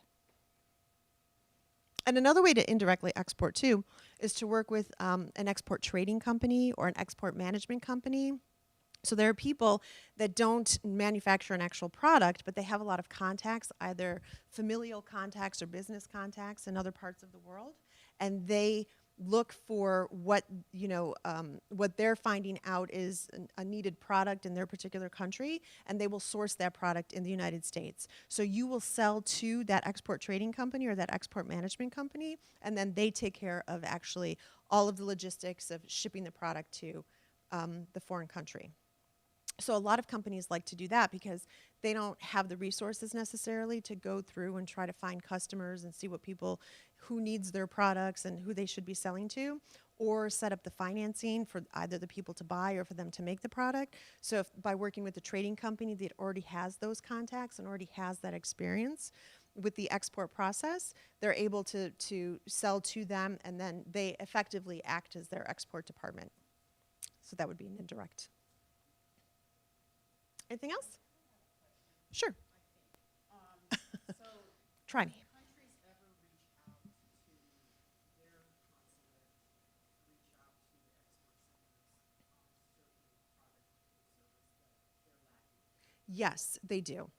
In fact, we have a whole database of trade leads. If somebody knows that there is a U.S. company that they want to purchase from, or that there is a product that they want sourced specifically from the United States, they go to the U.S. Embassy. One of the nice things about having the embassy there and having people that are working for the U.S. government in that country is that people within that industry and within that country know that if they go to the U.S. Embassy, they will and submit their request, that will then go out to our network of export assistance centers. So throughout the United States, my office, my colleagues in New York City or Wisconsin or anywhere have the ability to let our clients and companies within our area know about these specific opportunities.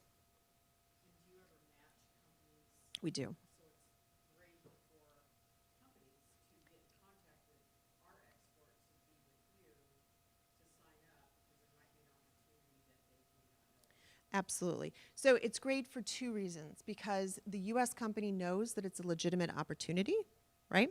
And then the purchasing company in that country knows that it's a legitimate company that they're purchasing from. So a lot of times, not just in international sales, but in sales in general, there's a lot of hesitation because you don't know, is this a real company? Are they going to pay me?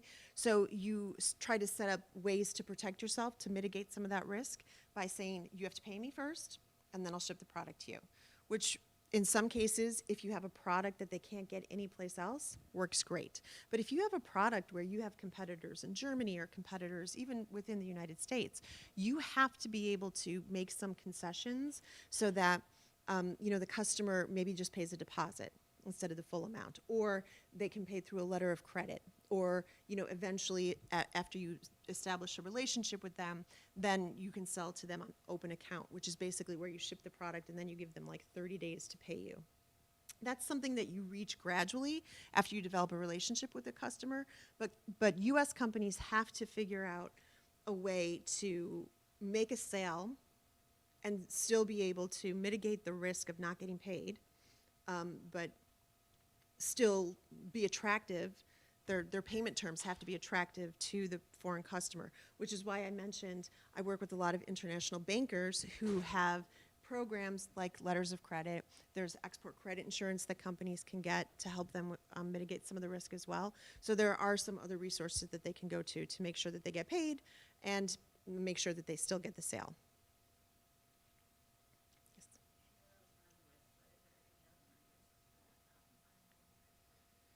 Well, nothing that isn't, a risk if you're selling anywhere in the U.S. as well, except, a lot of times ocean freight falls at the bottom of the ocean. But, you do have to get insurance. Those freight companies have insurance too. It takes a little bit longer for something to go via ocean freight. So sometimes that lead time is a little bit longer when you're working with a foreign company. And you could always ship it via air, but then that's a little bit more expensive.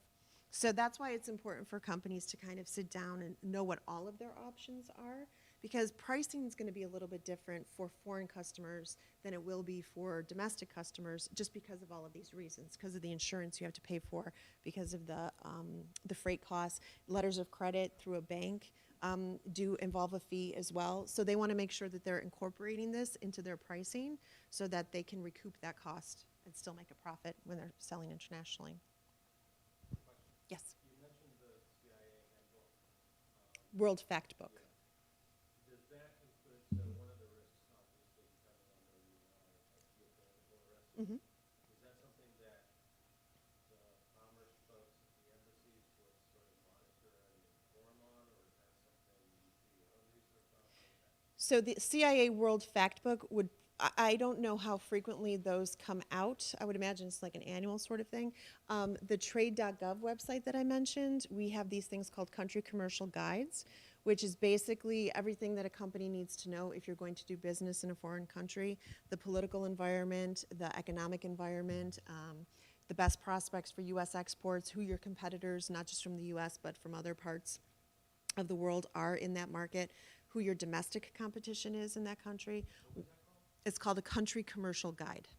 And it's separated out by chapter, so you don't have to go through the whole 300 pages of the country commercial guide. It's separated out, like if you just want to know about, import documentation requirements, you could just click on that chapter and get through it.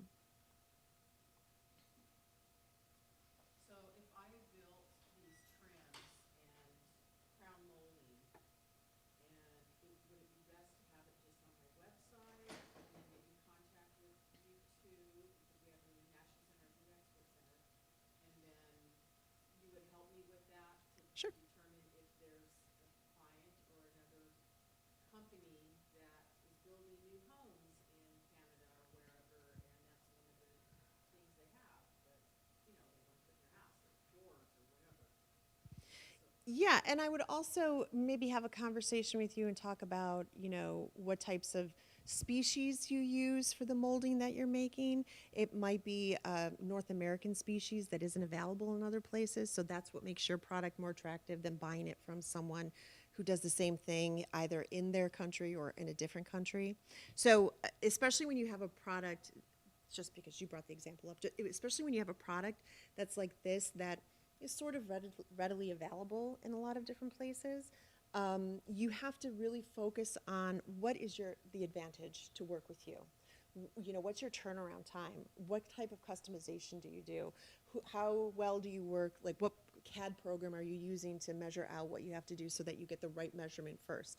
Those are all the things that you would focus on, or that I'd help you figure out that you need to focus on, so that you are making sure that when you're trying to sell your product, and on your website it reflects this as well, that they can see, I want to work with this company because they seem to have it together and they know what they're doing. They have the wood species I'm looking for. They can stain it whatever color I want. So that's the type of thing that is my job, to kind of help you walk through and work through a lot of that stuff. Great, thank you so much.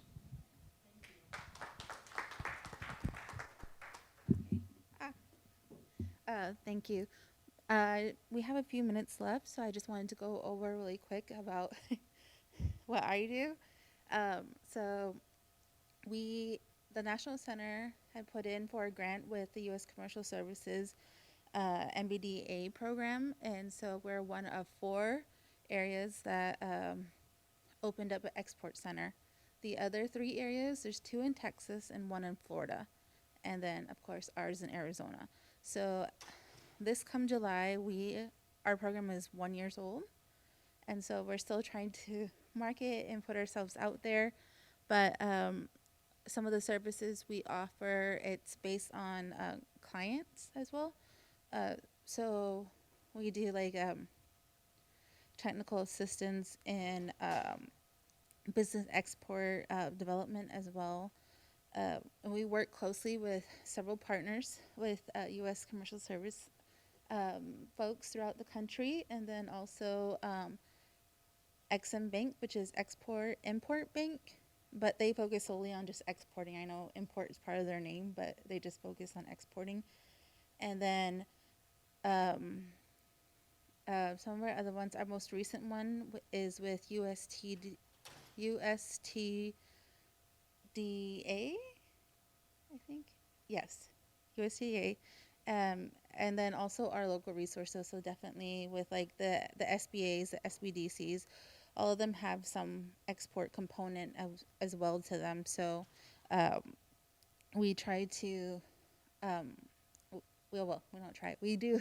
We work with them, and then but our focus is minority businesses. So a lot of times, I think U.S. Commercial Service is open to all businesses throughout the U.S.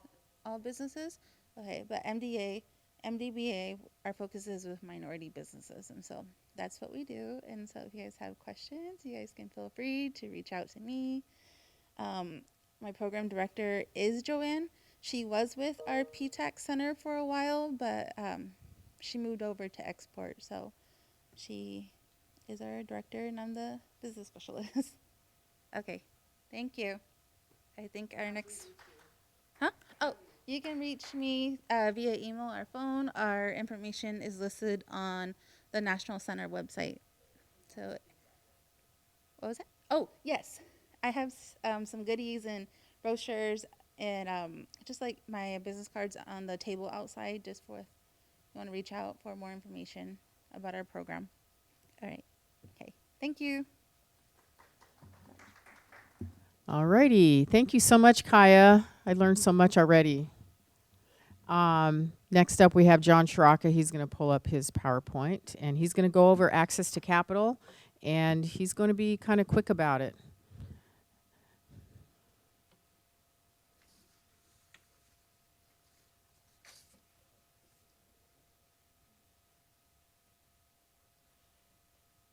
And I don't know if you noticed on your name badge, there is a QR code, much like the menus. If you have your phone and you direct it to it, it's our survey. It'll take you directly to our survey. If you could fill that out, that's very helpful for us, and really appreciate if you would take the time to do that later. Thank you.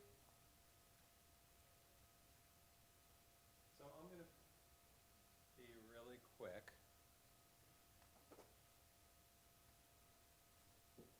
I'm going to be quick. It's not working. So as you guys know, my background is mostly government contracting with my work at the SBA. For a period of time, actually before my early days at the SBA, I was a regional administrator. And as a regional administrator, I was responsible for the Mid-Atlantic region, including Delaware, Maryland, Virginia, West Virginia, 7 district offices.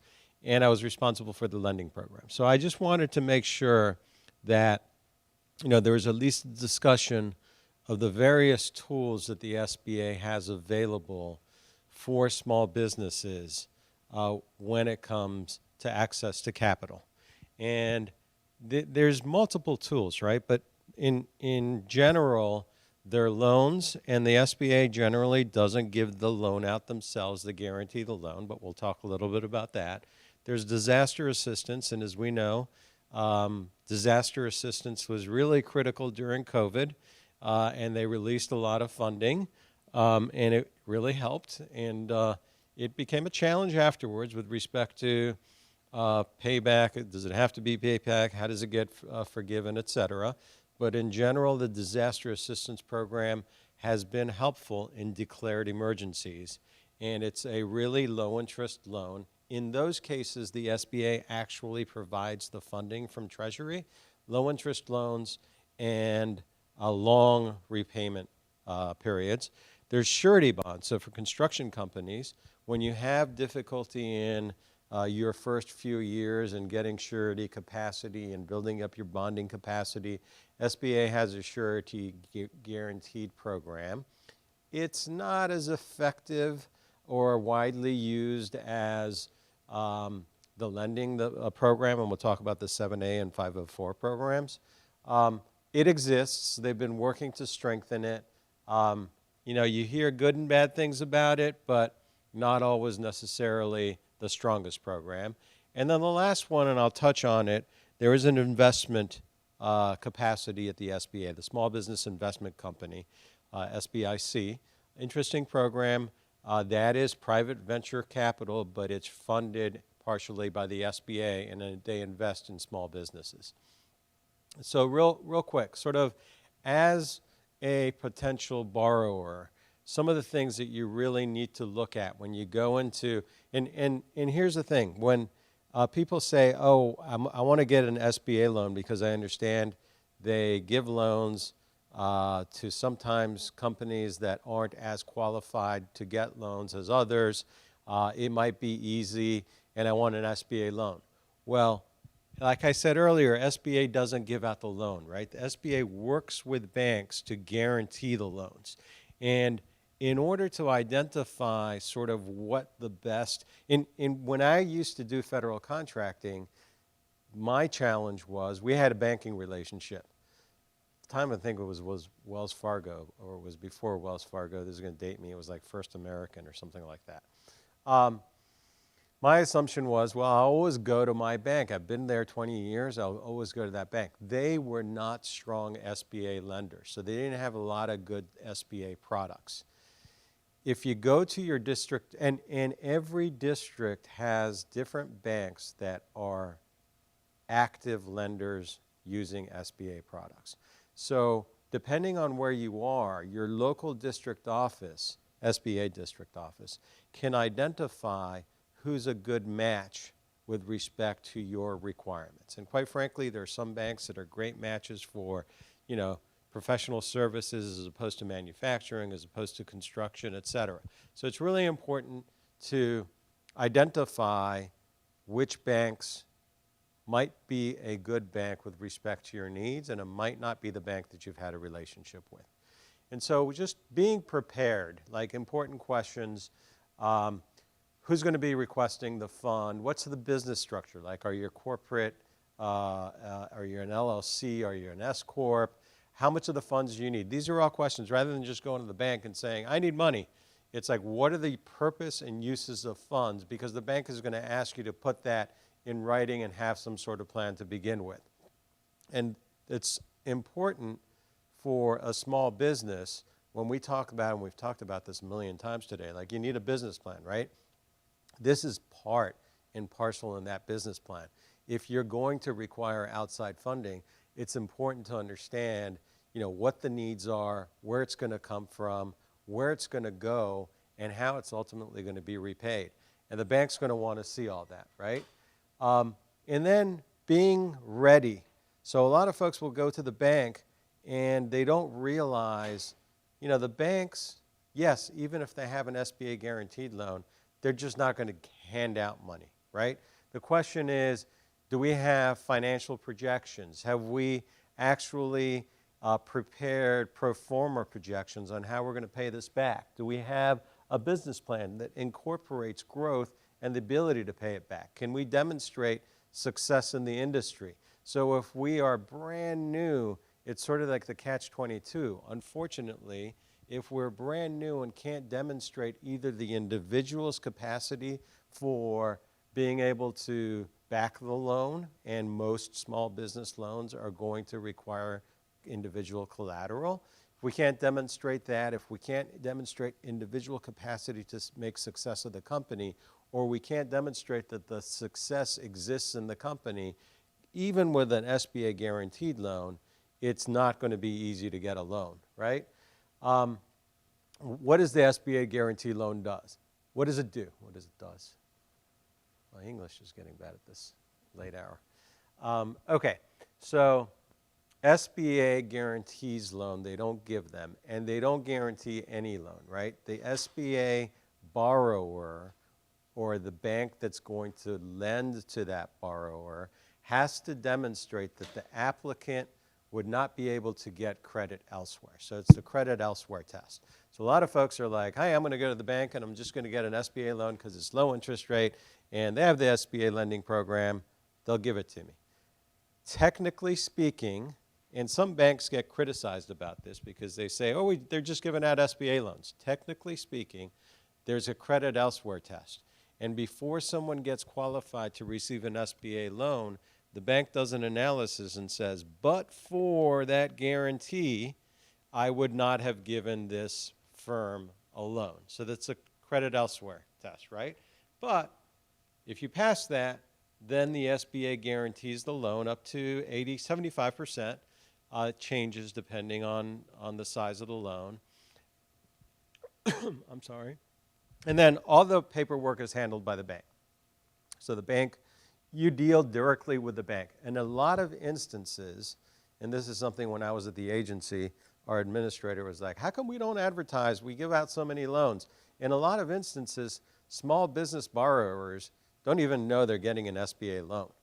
The bank participates in the program. It gets the guarantee, but all the paperwork and everything happens at the bank. Of course, if there's a problem and you can't pay, the bank's going to go to the SBA to get their guarantee, right? And the loan will go into liquidation. Things to ask a lender. And this is just intuitive stuff, right? But I'm going to run over it real quick anyways. Like a lot of times, yes, interest rates can be lower if you have SBA guaranteed loans. If you have a disaster loan, interests are going to be lower. But you have to ask those questions, right? And you have to ask, what's the minimum credit requirement? And be aware of sort of what your credit ratings are. Because if your credit ratings aren't going to match the minimum credit requirements, and banks are really strict on this, right? They have a credit box. And we've worked with clients with banks. If you don't fall within that credit box, it doesn't matter, if they're, maybe in some areas, but it doesn't matter if you're their best friend, you've worked with them a lot. If you don't fall within certain credit parameters, it's not going to get through the credit committee and you won't get your loan. So that's an important question. What's the payback period? Is there a penalty for paying early? If and when can the lender require full payment back of the loan, right? In what cases? If we're late 30 days, if we're late 90 days, if we're late 180 days, if and when can they call the loan? So the SBA has a couple of lending programs that I think are important and relevant to sort of small businesses, right? The 7A loan is the most popular. The 7A loan, there's long and short-term working capital. They have revolving loans for inventory and receivables, which is relevant to federal contractors, right? There's a government contracting loan program called the CAP lines. And again, if you are looking for funding for projects, if you are in federal contracting, I would have a discussion with my local SBA office, or even the PTAC for that matter, to identify who some of the best banks are for your needs. Some banks use the CAP lines in the receivable lending program. Some banks shy away from that, right? But they do have a receivable and inventory funding. The proceeds can be used for equipment, machinery, furniture, supplies, materials, in some cases real estate, lands and buildings,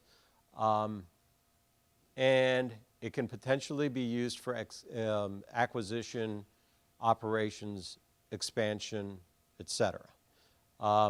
Potentially for refinancing existing business debt, but only in certain instances with the 7A loan. 7A loan is pretty flexible with respect to uses, and it's probably the most popular SBA lending product. Any questions so far? About banks, loans, SBA, interaction. Okay, 504 loan. The 504 loan, if I can say it correctly, is accessed through certified development companies. So actually SBA in this instance doesn't partner up with a bank. They partner up with the CDC. And the CDC takes a portion of that loan and provides the financing of a portion of that loan, and SBA covers the rest. It's also guaranteed, but these loans are specifically used for facilities, buildings, manufacturing facilities, etc. The one challenge with these loans is they cannot be used for working capital. They can't be used for, like, you can't say, hey, I want to build speculative condos or something like that. It's for your own manufacturing facilities. And if I'm not mistaken, and I don't see it on there, but I don't think you can, oh yeah, it says, you can't consolidate it or repay existing debt. So the 504 is for new manufacturing facilities, new office facilities, et cetera, for small businesses.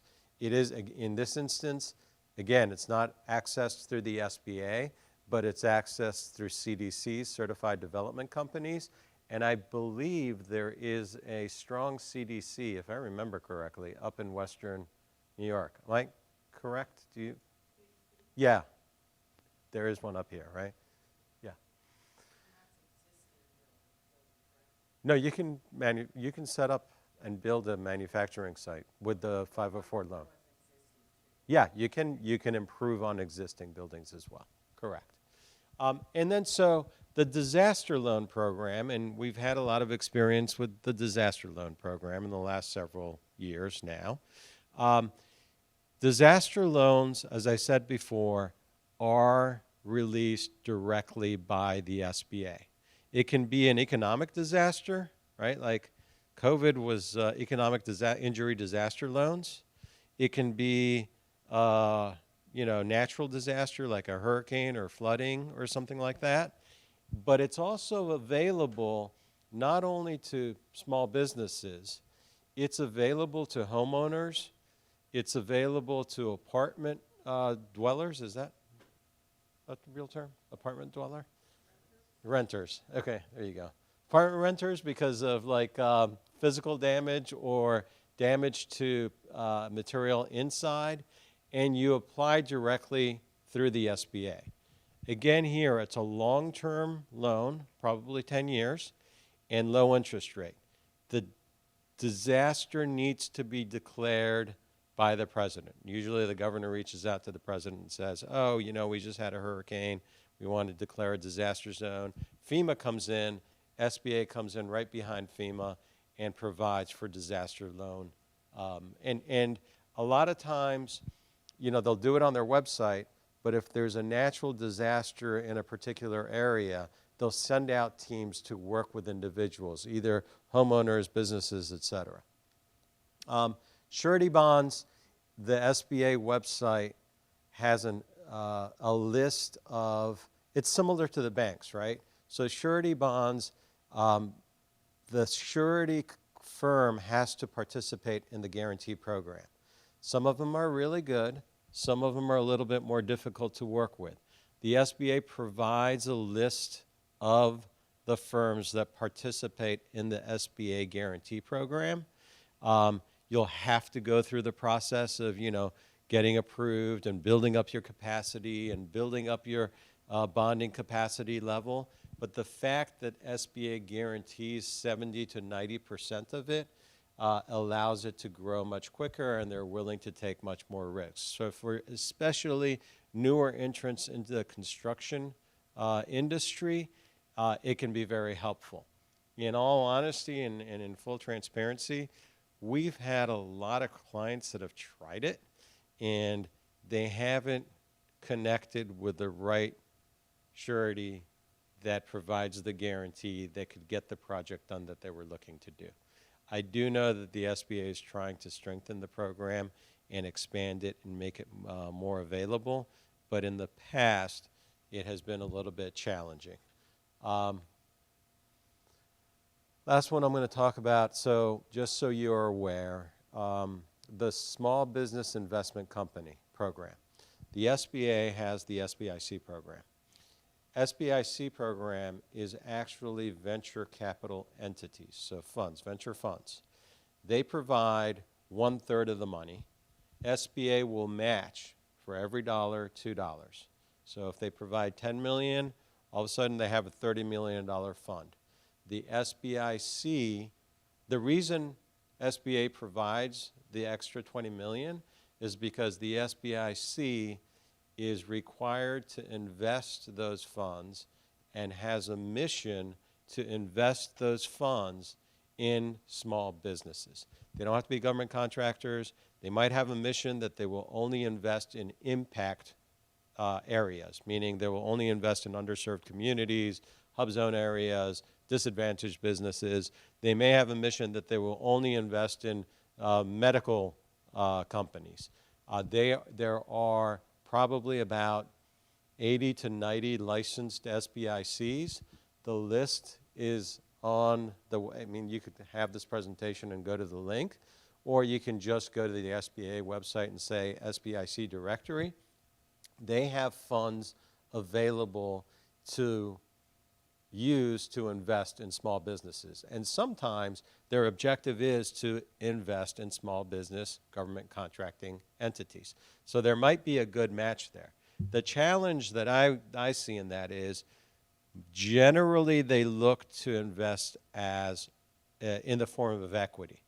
And a lot of times small businesses don't want to give up equity because generally they want to invest in the form of equity, and in some way, although we always talk about control issues, in some way force, I shouldn't use force, but in some way control or exert influence over the management and growth of the company, because obviously they're investing funds in it. They can also invest in the form of a debenture, which is basically a loan, that can either have an interest rate or is convertible to equity. So the SBIC, I mean, it's interesting if at a minimum look through the directory and see, oh wow, that's an interesting SBIC that just got licensed, has $30 million available, and is looking to invest in, I don't know, medical services, supply services, or construction company. That's at least worth a conversation to see if it makes sense to have that partnership. I think, since I'm keeping it brief, I think that's it. Is there any questions or comments or? No. Yeah.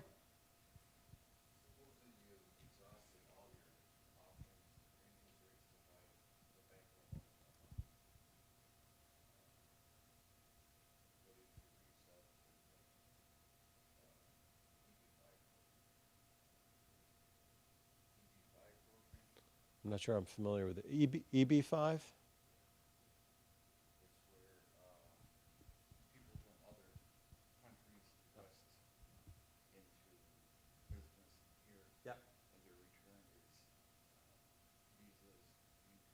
Oh, okay, yeah. So they invest up to $1 million, and in exchange they get access to a visa. The one concern I'd have is, as a federal contractor, there are, especially if you're doing cleared work, so if you're a federal contractor and you're starting to position yourself, and tribes do this a lot, right, because they want to get securities clearance and facility securities clearance. And if you have foreign ownership, then that's going to restrict your ability to get those particular clearances. And obviously, one of the requirements with respect to government contracting in general is that it's a U.S.-owned entity, right? So if you're going to be giving away more and more of that entity to a foreign entity, then there's going to be issues. That's the one challenge. It doesn't mean you can't have investors. So a lot of times, especially tribes, as they start off, they don't necessarily have access to a bank, right? They don't necessarily have access maybe even to an SBIC. What they'll do is identify private investors to participate in the entity, right? Number one, again, they can't be more than 49% of equity. Number two, private investors, when they come in, you have to, acknowledge, and they have to acknowledge, and we have to be able to demonstrate that the 51% owned by the tribe also controls.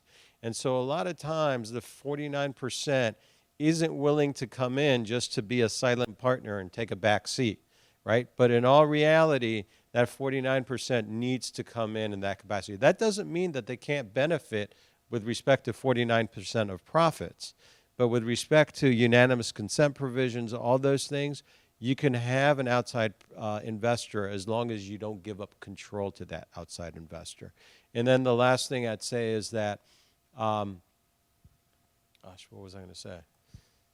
Don't give up control. Outside investor is okay. And profit share is okay. I think and then there's restrictions, right? So if a non-disadvantaged individual owns more than 20%, of one 8A, they can't own more than 10% of another 8A. So there's challenges like that. So instead of owning, a lot of times that outside investor will lend money, but instead of a return, they'll get a profit share should you become profitable. So there's different structures to address the participation of an investor. The one thing that I'd say is always be concerned about negative control, always sort of structure it as an arm's length transaction at market rates. So if you have incredibly burdensome rates, you have excessive control with all sorts of contingencies about day-to-day operations, SBA is going to see that and be like, that's negative control. No. If it's arm's length, standard rates, market transaction, potentially you incorporate profit share instead of ownership, those are things that SBA may look at and say, okay, but the foreign issue might be a problem. Does that make sense?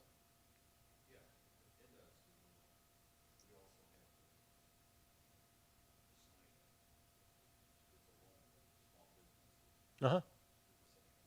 Okay.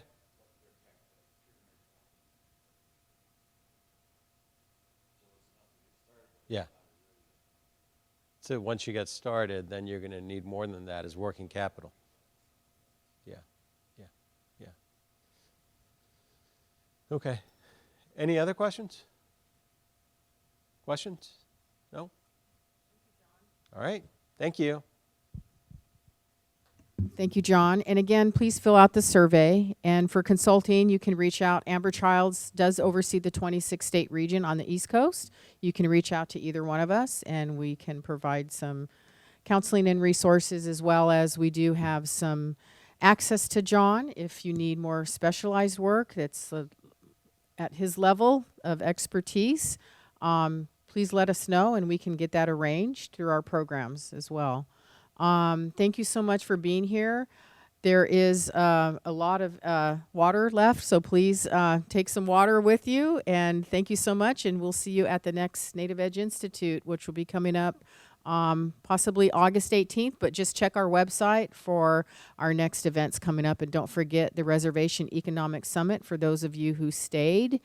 You do have opportunity for the registration for the Reservation Economic Summit. So we will get your names real quick. Maybe Kai can help with that real fast. And then I hope we will see you there. You have a question, Mike? No plane tickets. Seneca Nation maybe will be providing plane tickets for you at least. Okay. Thank you guys. Have a great day. Bye-bye.